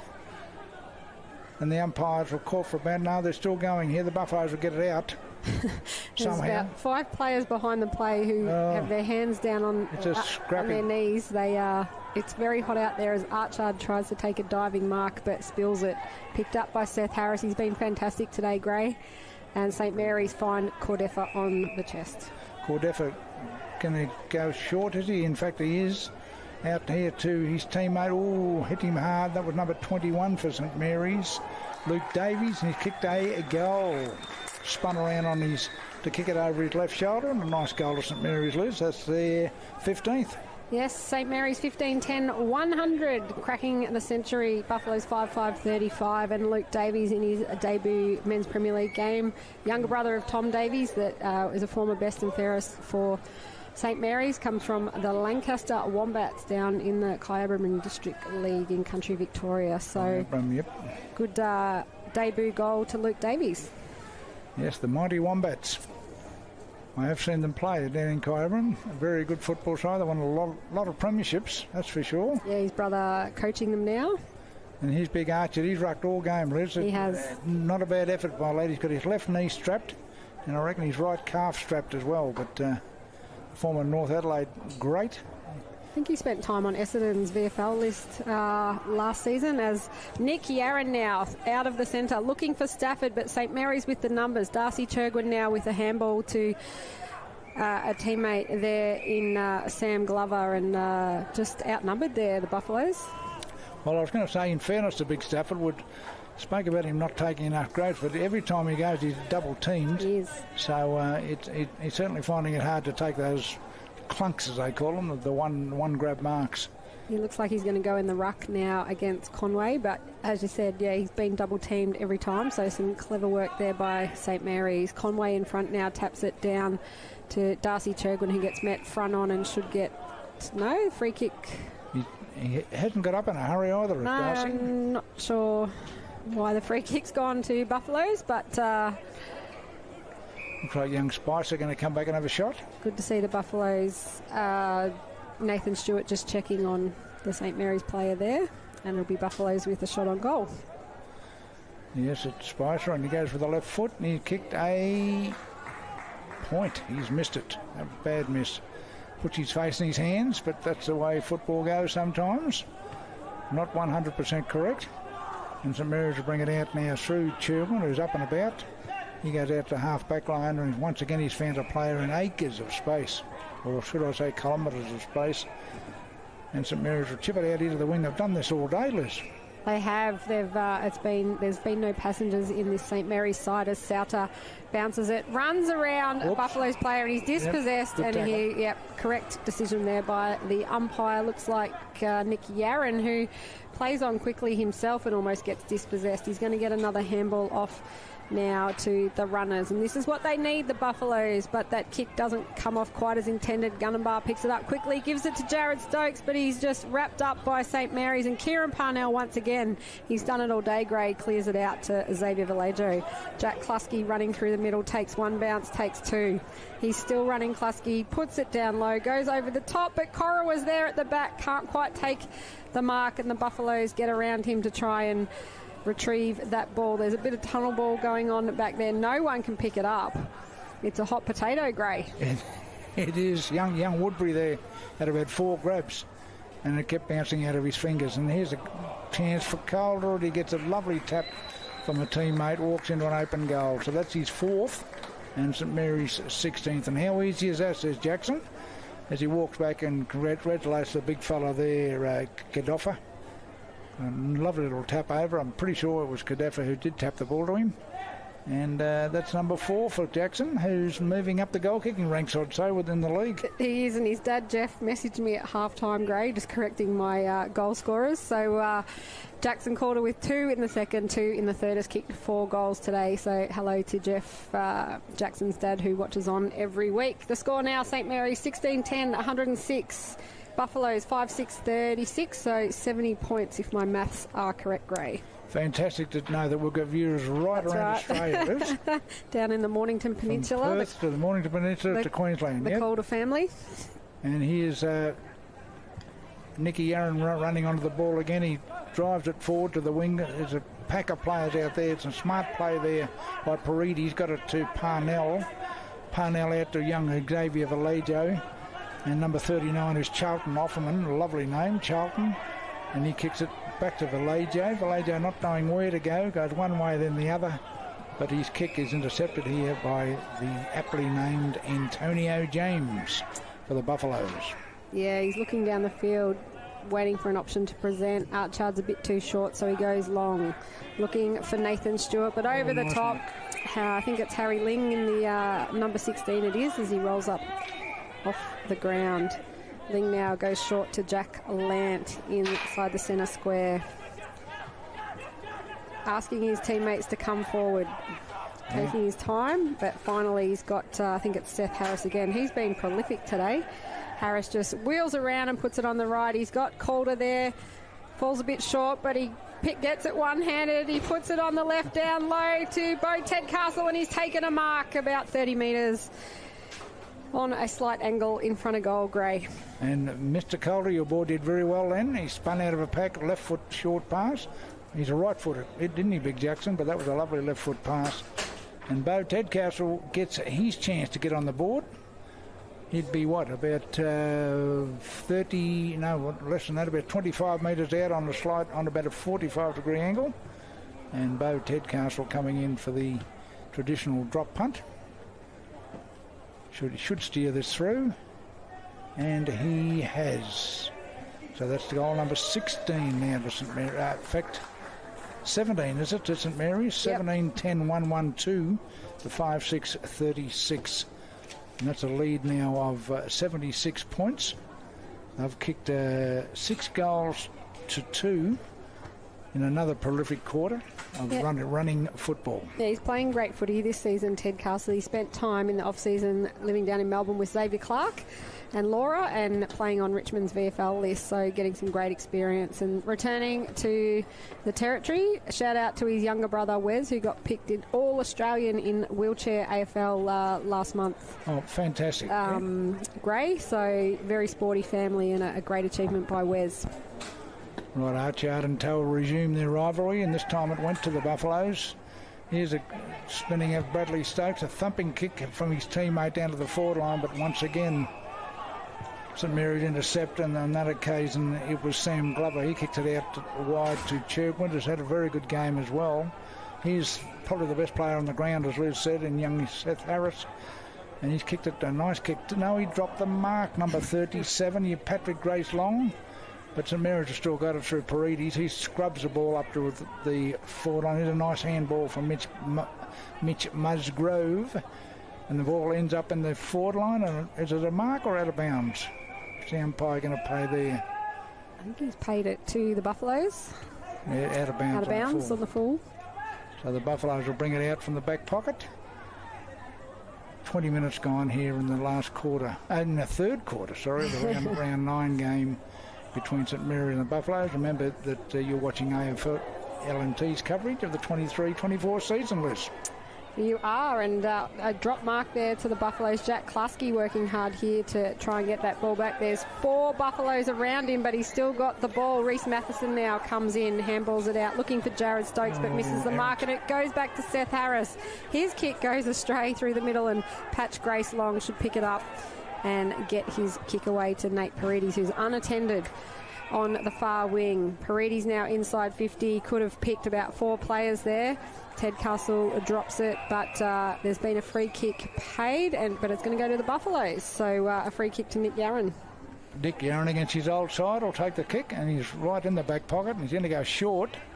And it marked on about a third bite there by Jackson Clark. And Jackson Clark will kick it out to the half-back line. It's marked here by the big fellow who's played his heart out in Ben Archard, the ruckman. Yeah, he has. I haven't seen him come off yet. As he's rucked all day. Jared Stokes drops that mark. He goes back, gives it back to Archard, who just boots it down the field. Harry Ling there punching it away. Darcy Churgwin off the ground, and it's effective because it's gone to Harris. Harris now to Offerman, sends it inside 50. Jackson Calder on the chest once again. He's kicked 2 in this third quarter, 2 in the second quarter, and he'll go back and have a shot on goal.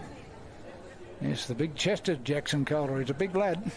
The champ. And once he gets in front of an opponent, very hard to get around him. And he loves to kick a goal in the manner of Jack Lant. The fact that they've got some goal-hungry forwards, St Mary's. They do, and they're actually ranked second for marks inside the forward 50 this season, so they've been very effective. So Jackson Calder with the trusted drop punt from about 40 metres, and he's kicked a goal. That's his 5th.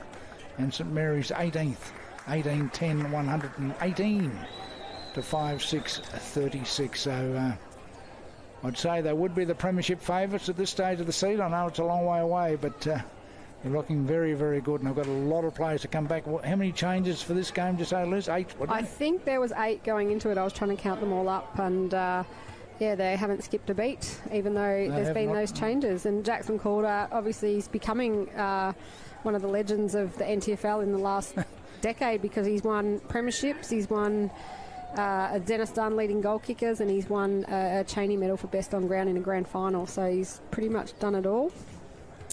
And there's the bounce again, big Archard again, the lion-hearted Archard. St Mary's player grabbed without the ball there, but the umpire said play on, and he'll bounce just backward to the centre of the ground. Rather useful looking umpire. Which umpire is this one, Bruce? He throws it up anyway. Archard got it down nicely to Stokes. Stokes off the outside of his right boot, got it right to the forward line. Almost a mark there to the pacey Spicer, but he couldn't get it. Here's a chance now for Hill to get a handball going to Stokes. It's come into the game in the second half. He kicks it right to the forward line, but St Mary's players everywhere. Almost a free kick. In fact, it is a free kick called out for Churgwin. It's been very good back there. Yeah, just over the shoulder there. Darcy Churgwin. And he's got Nate Paredes all on his own on the wing, and he's also got a player in front of him in Offermans. So just uncontested now. St Mary's run it down the wing. He handballs to Sauter. Again, uncontested. Sauter runs inside 50. Looks to the top of the goal square. Jack, I'm not sure who that was from behind, but Jack Lance spins out, has a shot on goal, and it's gone through for a behind. Wouldn't be happy with that, Jack. He loves those type of goals, those snapshots, but the ball's gone over the fence, which means they're going to have to use the spare.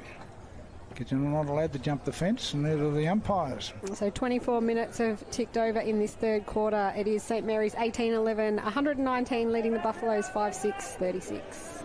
And the Buffaloes will bring it out from the full-back line right to half-back. Chance there for Archer. He couldn't get it here. St Mary's coming forward again. Sam Glover with his left foot to the square. Calder's in position and takes the mark. That's a great mark. Yes, it was beautifully weighted kick though by Glover too. And marking easily overhead is Jackson Calder. He takes a deep breath. Not quite sure why. He's only 10 metres out. These are the hard ones though. These are the commentators' curse when we say it'll be an easy goal. Right. But he should kick his sixth. It'll be his fourth this quarter, Liz, if he steers this through. Jackson Calder from the Mornington Peninsula in mighty Victoria. Bang. And he kicked his sixth goal. So. Well, he kicked 6 last week, Gray, so he's kicked 6 to almost three-quarter time this week, and St Mary's extend their lead. 19-11, 125, leading the Buffaloes 5-6, 36 here at TIO Stadium in Darwin. Jackson Calder kicking his 6th goal. Yes, he's had a day out, Big Jackson, with those big long arms and the big chest. Once he leads and gets in front, the fullback must think, well, my days are over, because you can't get around him. And a very accurate kick normally. I don't think we'll put the commentator's curse on him all day, have we yet? You see some funny things happen in footy, but as we just wait for the umpires to run that ball back to the middle, and the three-quarter time siren can't be too far away. St Mary's have kicked 8 goals in this third quarter, and the Buffaloes have kicked 2. Yes, they started very well, the Buffaloes, but the class in the end of the St Mary's side was taught as certainly told in the end. The umpire throws it up. Big Archer was beaten then. He's still sitting on the ground. I hope he hasn't injured himself. I think he's up against Conway now. They've swapped the rucks, St Mary's, to give Tower a bit of a chop out. Here's a kick to the half-forward line. There's a chance there. Nice handball over the top there to Paredes, but he's tackled by a couple of Buffaloes, and he might get pinged for dropping the ball here. In fact, he will. And Woodbury will go back and take the relieving kick. He'll kick it out to the half-back line where he spotted a teammate in Moroney. He's back on the ground, and we're all happy about that, Liz. We are. Yep, he went down in a heavy clash in the second quarter. Now Matheson takes it off hands, puts it inside 50. Nick Yarran in front, but just the spoil there by Harry Ling sees him not taking that mark, and there's 4 St Mary's players just diving on top of him now, and it'll be a ball up, but just unlucky there for Nick Yarran not to be able to hold on to it. Yes, he did most things right, but in the end, as you said, must be hard playing against your old club, Gray, and all your ex-teammates, but he's having a good season so far, Nicky Yarran, but it is St Mary's that come up with the free kick, and it's Charlton Offermans who'll go backwards, finds Harry Ling now switching it down the far side. Looks like patchy Grace Long there, just taking a couple of bounces. Hands off now to Ben Brown, can't quite catch it, but he's got time and gives it off to Kieran Parnell. Parnell now with the bounce, takes 2, kicks it inside 50, goes over the top of everyone, and it is Bradley Stokes who will mop it up and kick it back out, but only as far as Nate Paredes. He spills the mark but gets the kick away. Lands in the middle of all the players, and it is the Buffaloes who charge out of defence through Nash. Beautiful kick down the ground, finding a teammate there in Trent Burgoyne. Burgoyne now high up and under, but only as far as St Mary's. Cut off now. They're going to switch the play now and come down the grandstand side. Goes over the top of Archard. He can't quite get it. Harris is there. He's held without it. St Mary's bench appealing for a free kick, and he gets it eventually. It's not the place to do it in front of the St Mary's bench and give away a free kick. He's right in front of the bench. Souter now giving it to Churgwin just inside the centre square. He plays on quickly, boots it inside 50. He's got the lead there, goes over the top. Buffalo's trying to clear it out. Players hitting the deck left, right and centre, and the siren has gone as Jack Lant gets a kick away. Three-quarter time here at TIO Stadium in Darwin at St Mary's.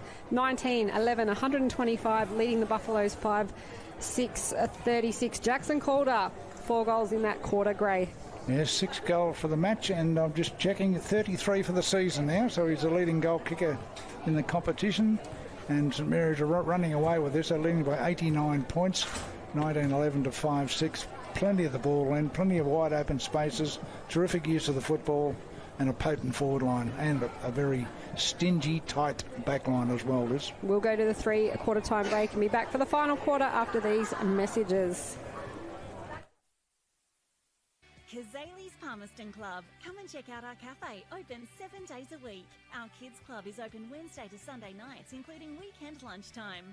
Enjoy hot meals with nightly specials at the bistro or cold drinks at the sports bar. Feeling lucky? Have a go at the latest machines in our gaming lounge or grab your mates for a round of pool. Family gatherings or casual meetings, we have something for everyone. Kazali's Palmerston Club, making a difference.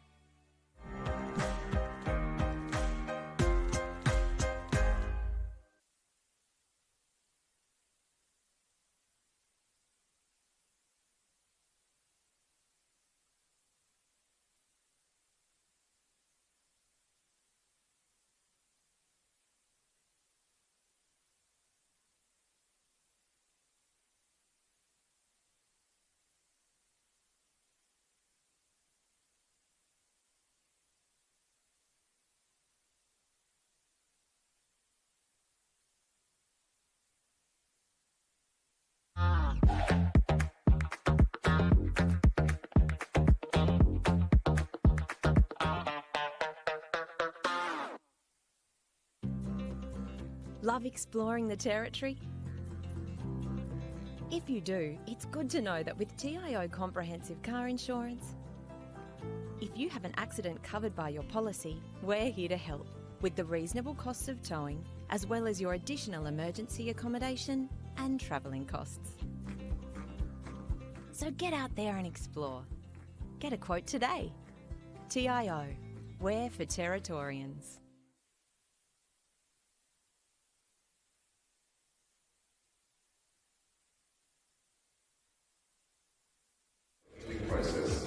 And a bit of constructive talk. I know it's hard, we've been all from the same footy club, but we've come together for this. Show that passion in the NT Guernsey, get in their face.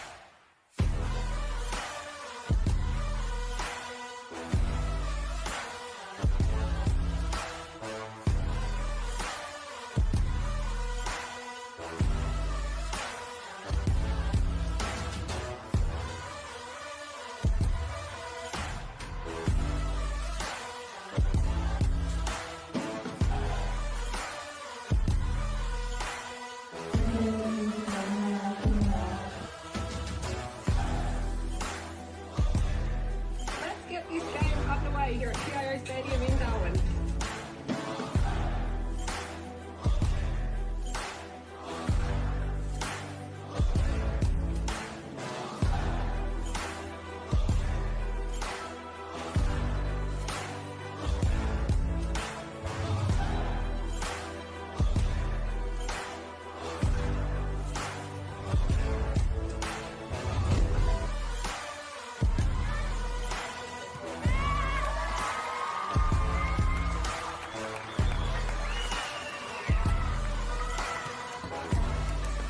Played their hearts out, and obviously it's not what we play 6-6-6 and 7 on the bench, so it's a little bit different, but you know what, we can't ask for anything more. The girls put their bodies on the line, and they went in and they went hard, and you know, some of it was unrewarded, but that's footy.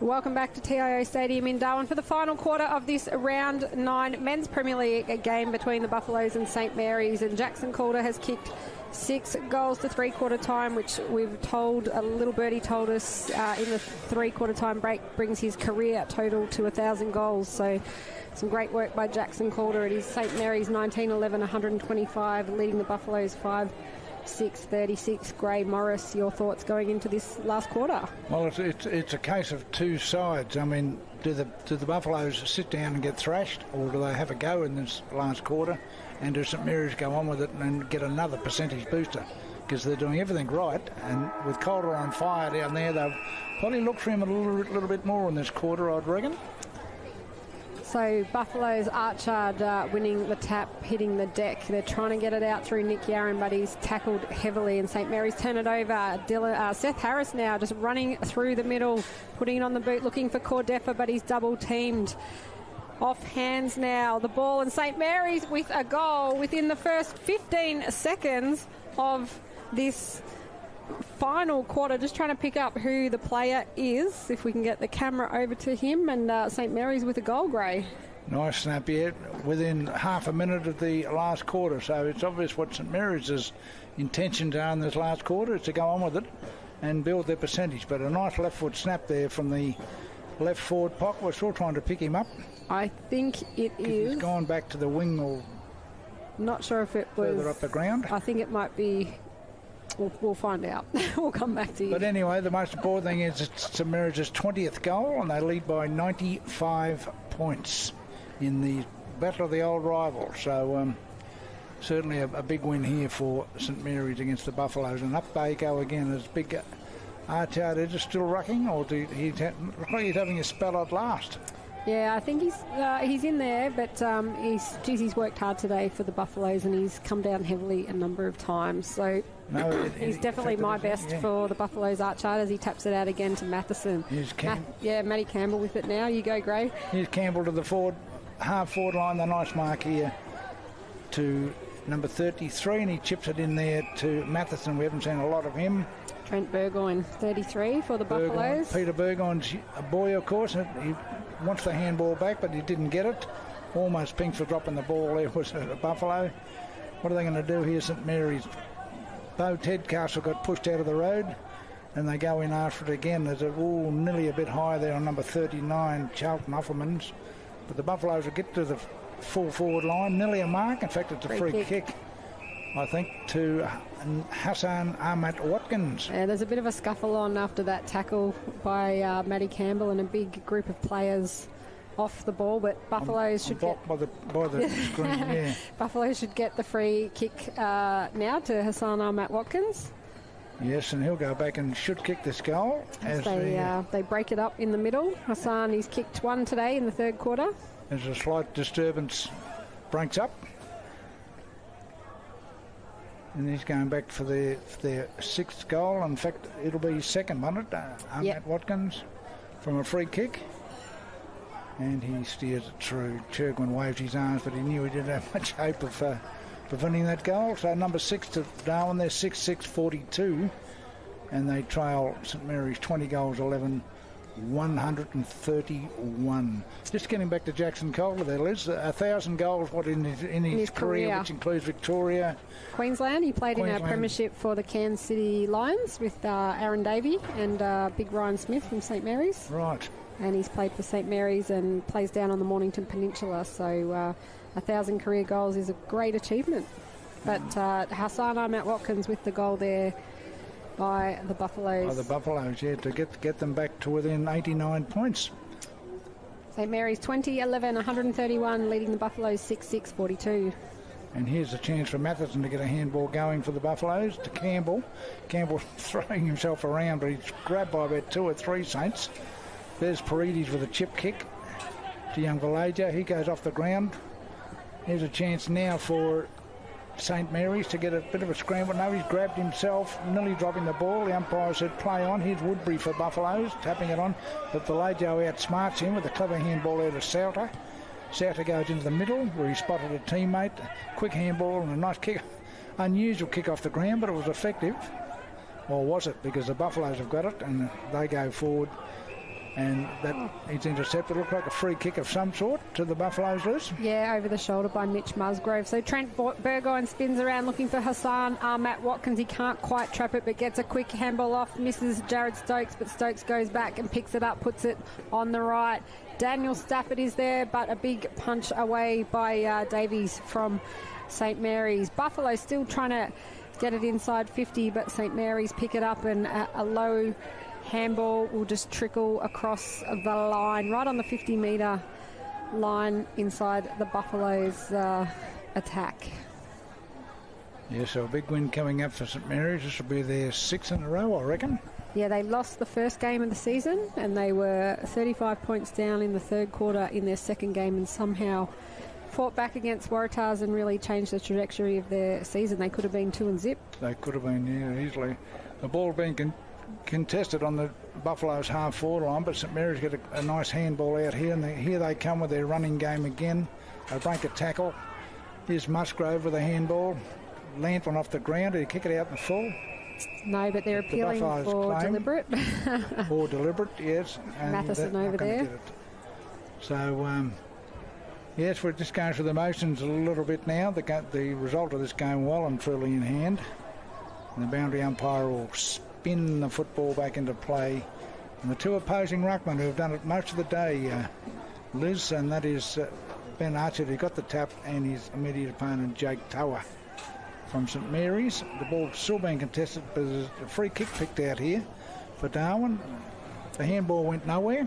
Yeah, just played on too quickly there, the Buffaloes. They got the free kick. They should have gone back and reset. Instead, they tried to play on quickly, and St Mary's were onto it. So just little silly things happening as Jack Kluski comes off with blood running down his leg. Not sure what happened there. He's probably copped some sprigs there, I reckon. Yep. Marking contest. So it's just at the back of his knee. So Offerman's running on for St Mary's. So big pack around the ball on the far side. Jared Stokes takes it out now and puts it on the right. Inside 50. Stafford flies and he takes a mark. Big Daniel Stafford. And he's done a calf or a hammy. No, it looks like that's probably his first mark of the day. He's been limping a little bit today. I'm not sure if he's 100%, but he's so important to this Buffalo side when he's on. Certainly a big strong mark then. He went for it and clunked it very nicely indeed. We'll go back and have a shot now from just inside 50 metres, Liz. Yep. For the Buffalo's 7th goal and his first. Lovely kick. Kicked a major, I reckon. Yeah, they're clapping him, so a goal there to big Daniel Stafford from a very good mark. That's what they want more of from the Buffaloes, from big Staff. They want those big grabs. Absolutely. Big clunks. So St Mary's 20-11, 131, leading the Buffaloes 7-6, 48, a goal to Daniel Stafford. He's from Alice Springs down that way. He's had a fantastic career down there where he plays in the CAFL during the dry season. He's had a bit of time on Nightcliffe's list, but he's been with the Buffaloes the past few seasons. He did go to Palmerston briefly, but that didn't work out. Yep. And of course he went back to his beloved South Alice Springs, yes, as you said, in the CAFL. Seen some great Centralians play in the NTFL League. Gray, you would have seen over the years. Oh, some great players from Alice Springs. None better than the guy out there now, though, number 33, Matty Campbell. So Dylan Lant now just running the ball through the centre. He's going to... Look at this. Gets around a player. Look at this.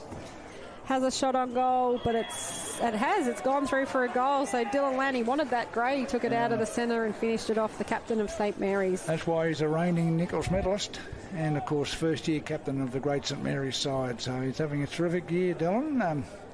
He's probably already got some plaque up in the St Mary's club rooms about him because he's been a terrific player, terrific contributor, and a classy goal. He must have got around about 2 or 3 opponents on the way to kicking a goal, which I think's his first for the day. Yep. Just looking, yes. First for the day, and 2 weeks ago he racked up a league record since possessions have been counted with 56 disposals in a game, Gray. Last week he only got 28, but he was still the leading disposal getter for St Mary's. No, a very good break. It was all class, really, he's doing, on and off the field.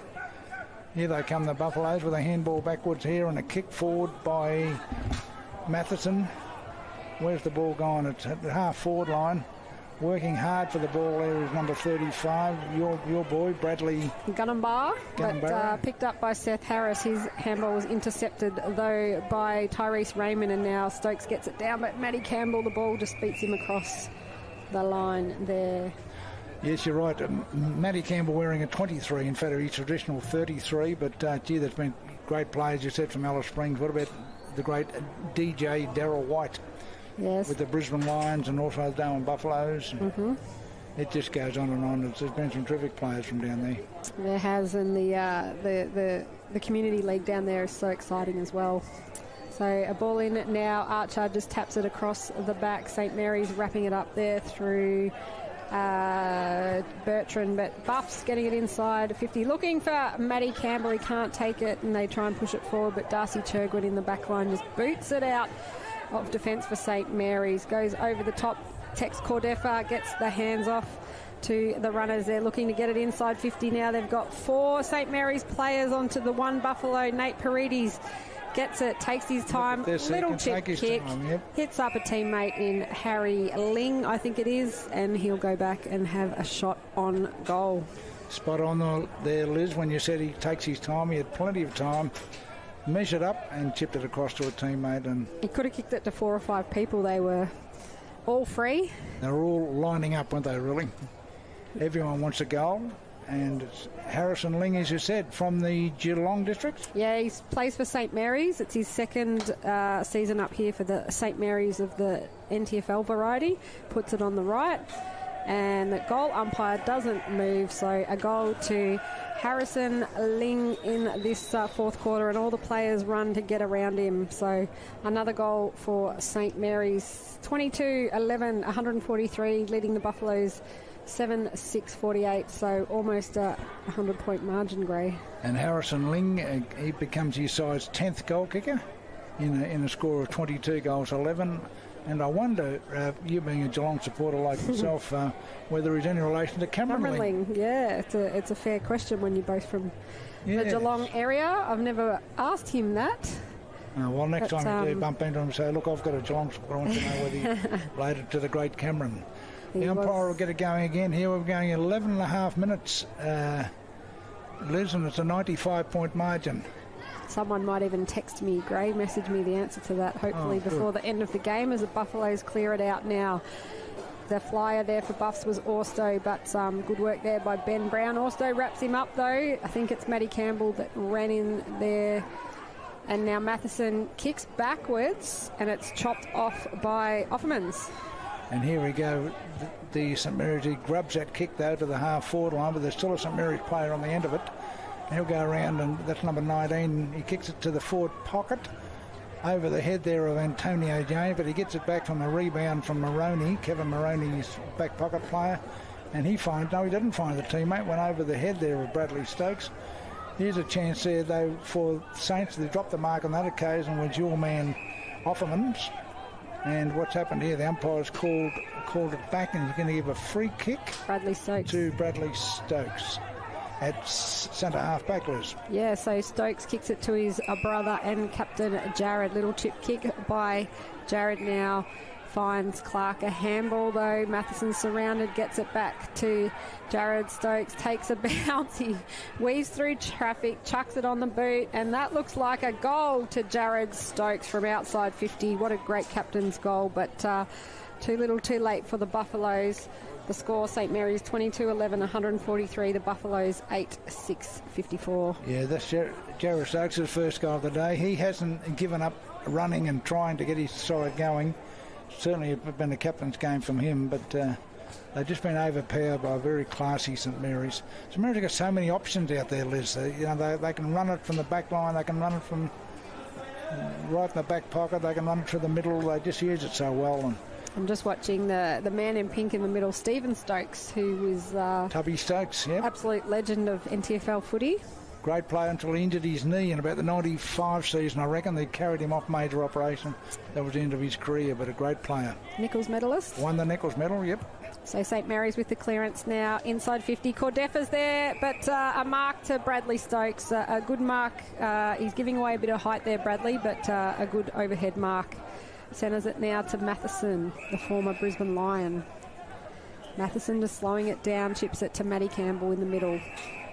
Campbell's going to chip it across now to Antonio James. He's a bit confused, Antonio, doesn't know where to go. Well, the umpire said play on, so Stewart now in the middle. Matheson running through, just loping.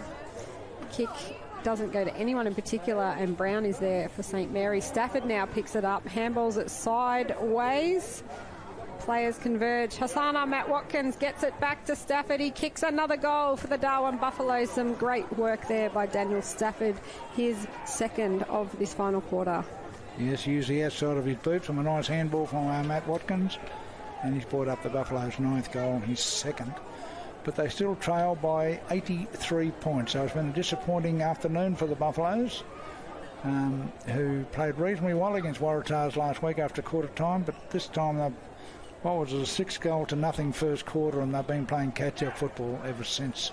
The score now, St Mary's 22-11, 143, Buffaloes 9-6, 60 after the goal to Daniel Stafford.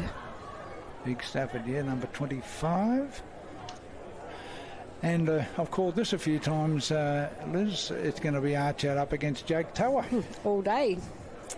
So up in the ruck again, Archer just with a hand above Tower. Yaron now trying to bust through the middle, but he runs into Jack Lant and he's dispossessed. Offerman's with the ball. Switches to Bo Tedcastle. There's a player down in the middle. I think it's Jack Lant. He doesn't look too flash, does he? No. Handball now to Harrison Ling. Tedcastle gets it back. Centres it. Looking for Vallejo. Almost a mark. Buffaloes now pressure by Mitchie Musgrove, and Cordefa misses his kick, and the Buffaloes will clear it. Over the top of Nick Yaron, who can't take the mark, and he's got Bo Tedcastle hot on his heels. He's going to go across the line, right on the interchange bench, and Nick Yaron, I thought he just grabbed at his hamstring there going across the line. And he's limping, he's definitely limping, and someone not limping is Jack Lant. He's got up from that knock, and he's talking to a teammate. He said, I really wouldn't mind kicking a few more goals before the final siren. And Nick Yaron is walking straight to the bench, so he's done. Yep. So back underway, and it is Jack Lant trying to pick it up one-handed. He's bustling through like a raging bull. Darcy Chergwin there in support. Still no possession. Jack Lant on the bottom of the pack. And, I think Nick Yaron's done for the day. Probably done for a couple of weeks too, I think. We'll probably won't see him till after Christmas. Christmas, of course, is only 3 rounds away. And here's the Nichols medalist. Somehow he got his boot to that ball. Here's a handball. The umpire played a free kick, but he also played the advantage. Here's Harris has been terrific all day. And guess who? No, he dropped the mark. He got played a free kick. Which the big fellow Calder put his hands up and got them chopped away, the arms anyway. He won't necessarily... I thought he was going to play on there, and I was going to say he's pretty unselfish and he won't necessarily go for goal, but Buffs dropped back and covered his options. Bit of a sting. Definitely gone out of this game, Gray. Yes, going back for number 7, and he's 34th for the year, Liz. And his 1,001st career goal if he kicks it. Jackson Calder, the big number 24. Drop punt on its way, and he's hooked it. No, he's kicked it straight through. My eyesight was failing me. Nice goal there to Jackson Calder. That's his 7th. His first this quarter. And St Mary's go on their merry way. 23-11. 149 to 9-6-60. Top of the table, Saints. This is their 6th win in a row. Yeah, so Jackson Calder kicked 7th. 6 goals last week. He's kicked 7 this week. As Gray and I both check the ladder. Gray's going to beat me, I think.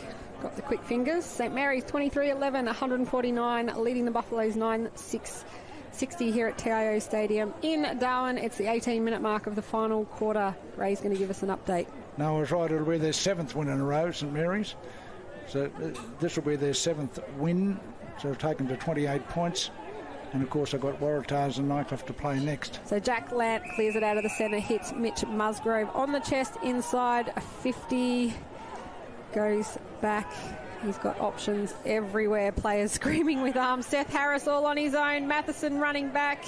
Didn't give away the free kick. Jackson Calder picks it up.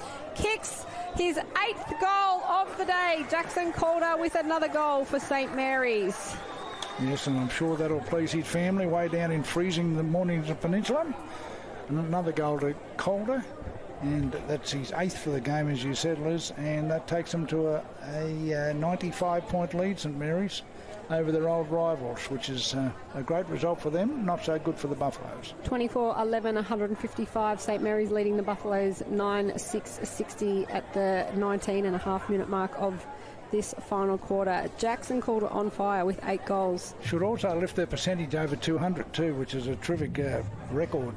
Well, they kicked 33-12 last weekend against Palmerston, so it's certainly been high scoring the last few weeks for the green and gold. Well, 196.5 percentage now, so it'll be more than that after this. And what's happening here, Toa gets an up and under in the general direction of centre half forward. No one could mark the ball. Stokes got it again. He's tried hard all day. Going to get a handball going. No, he'll go long. Looking again for the marking of Big Stafford, but he couldn't get it that time. In fact, he's converged by about 3 St Mary's defenders.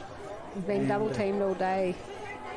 Yes, it's been a familiar tale, isn't it, down there? Churgwin bringing it in now, finds Jack Lant. They've just got free rein through the centre here, St Mary's. Cordefa doesn't mark it, gets pushed in the back by Bradley Stokes, but no free kick. St Mary's now, Dylan Lant just intercepts. Little chip kick to Mitch Musgrove. Plays on quickly. He's got Nate Paredes. Paredes runs into goal, kicks a low one. No one in the goal square, and it's a goal for Nate Paredes of St Mary's, his first for the day. And St Mary's 25th goal for the day. 25-11, 161. Buffaloes 9-6-61. That's 100 points grey.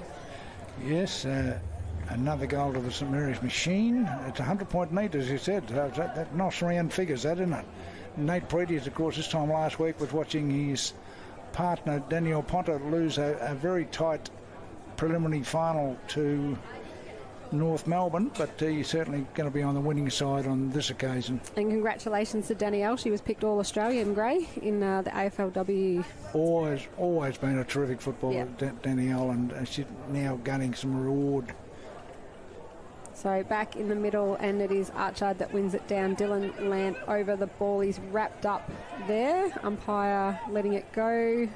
All the players are waiting for him to blow his whistle, but yeah, the sting definitely gone out of this game. 21.5-minute mark of this final quarter. It is St Mary's by 100 points. Yes, you don't see too many 100-point defeats in this particular game, the old rivals, but certainly on this occasion, St Mary's have been too good.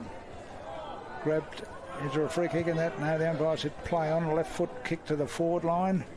Nearly a mark there to St Mary's. Hassan Ahmad Watkins tried to get a hold of it, he couldn't. Here's a chance though if Ahmad Watkins spin out, but no, the guy that spins out is Churgwin, who's had a great game for St Mary's back there. It's now at half back. Here's young Spicer trying to get it out, but St Mary's to go in again. Always seem to have numbers around the ball. These guys are unbelievable.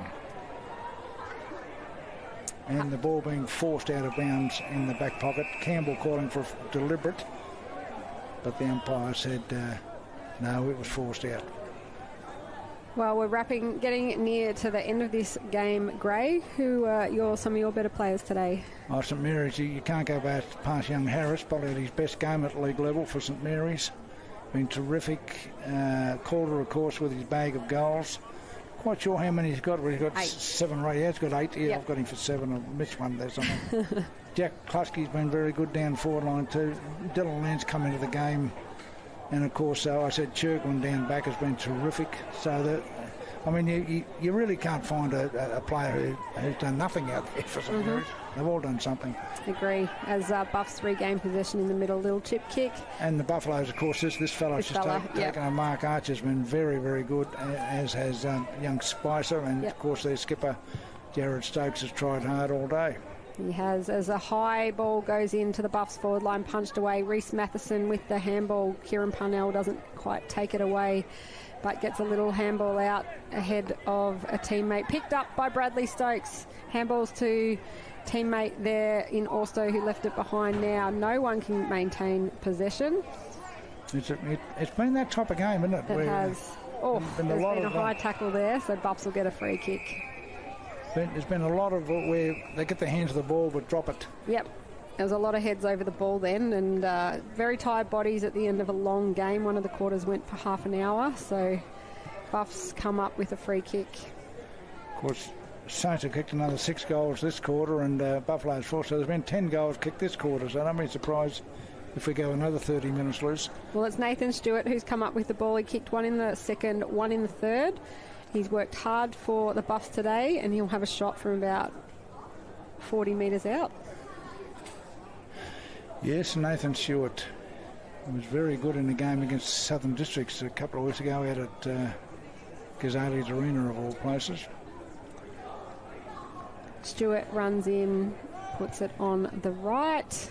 Going to go through for a behind. So the lights are on here at TIO Stadium in Darwin. It is the 25, almost the 25-minute mark of the final quarter. St Mary's 25-11, 161, leading the Buffaloes 9-8, 62, 99-point margin as St Mary's bring it in down the far side. Here's a handball over the top here to Kieran Parnell, who's done his usual achievements down the back, been very clever, very organised. Here's another chip pass to St Mary's. They're going to go short again here. And the mark, no, we dropped the one-hander. Leroy's a little bit then, I think. And the ball will be bounced. Big Jackson Calder puts his hand up. He said, I'll take the ruck. In fact, I might even take the ball out of the air and kick a goal. That's the type dangerous. of fun he's been in. Dangerous spot here for the Buffs, and that's exactly what he did, Gray. Yes, he tried to, but he's put his hand up again. He said, I'll have another go. Yeah, and a kick off the ground is a goal to St Mary's. Just trying to pick up the player. I think it's Glover, and I think it was Glover that kicked the first goal of this last term that we missed as well. So we'll give it to Glover. Give it to Glover, and we'll give him the first one of this quarter. So St Mary's 26-11, 167, lead the Buffaloes 9-8, 62. They just continue on their merry way, Gray. We just ticked over 26 minutes. Yes, they're the type of side that isn't happy with a 10-goal or a 12-goal win. They want to win by more, and that's the way it's been since I've been in Darwin. Certainly when the Longs and the Duns you mentioned earlier, and the Riolis and the Stanislauses, they were a great side then, and then exactly the same nearly 30 years later. They just... Well, they're all sitting in the sponsors box beside us. Great. I went in at half time, and Brian Stanislaus and Noel Long and the likes, they're all in there today watching on. And Liz, what a great player he was, the broad face. Yeah, he's still involved. He's doing some great things at junior level, and his wife Catherine is the junior coordinator and works very, very hard for her club, and his sister Carol is the vice president. So there you go, the Stanislaus name alive and well. It sure is. The famous number 8, of course. Yes. And where's the ball after all that? I think the Buffaloes have got a kick, have they, in the middle? And like Matheson, the former Brisbane Lion. And he goes here to Antonio James. What's Antonio going to do? He's going to try and go long, looking for Big Stafford. Oh, what a mark by Kieran Parnell over the top. You usually see them in the forward line, Gray. That's right, Kieran Parnell. It was a one-hander too, I think. He grabbed it with both. He's over the top of Daniel Stafford, those no mean feet as the ball. That's right, yeah. He used his shoulders very well. Rolls through the middle. Antonio James gets it to Matheson and goes backwards now to Bradley Stokes. Stokes going to centre it to Matty Campbell. Doesn't hit the target though, and St Mary's should turn this over. The big number 25 there, Conway, with the left foot to the half forward. Here's Jack Lanter running to an open goal. And he's kicked a behind instead. He wouldn't be happy with that, Jack. He had plenty of time to line that one up.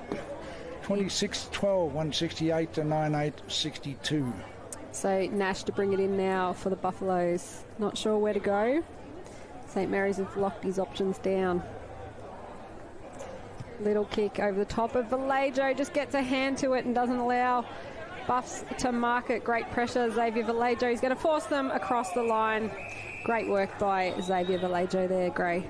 Yes, back in Darwin after his school year. In fact, there's a free kick being picked out here to the Buffaloes. No, it'll go to St Mary's. Or to St Mary's. The umpire put his hands the other way.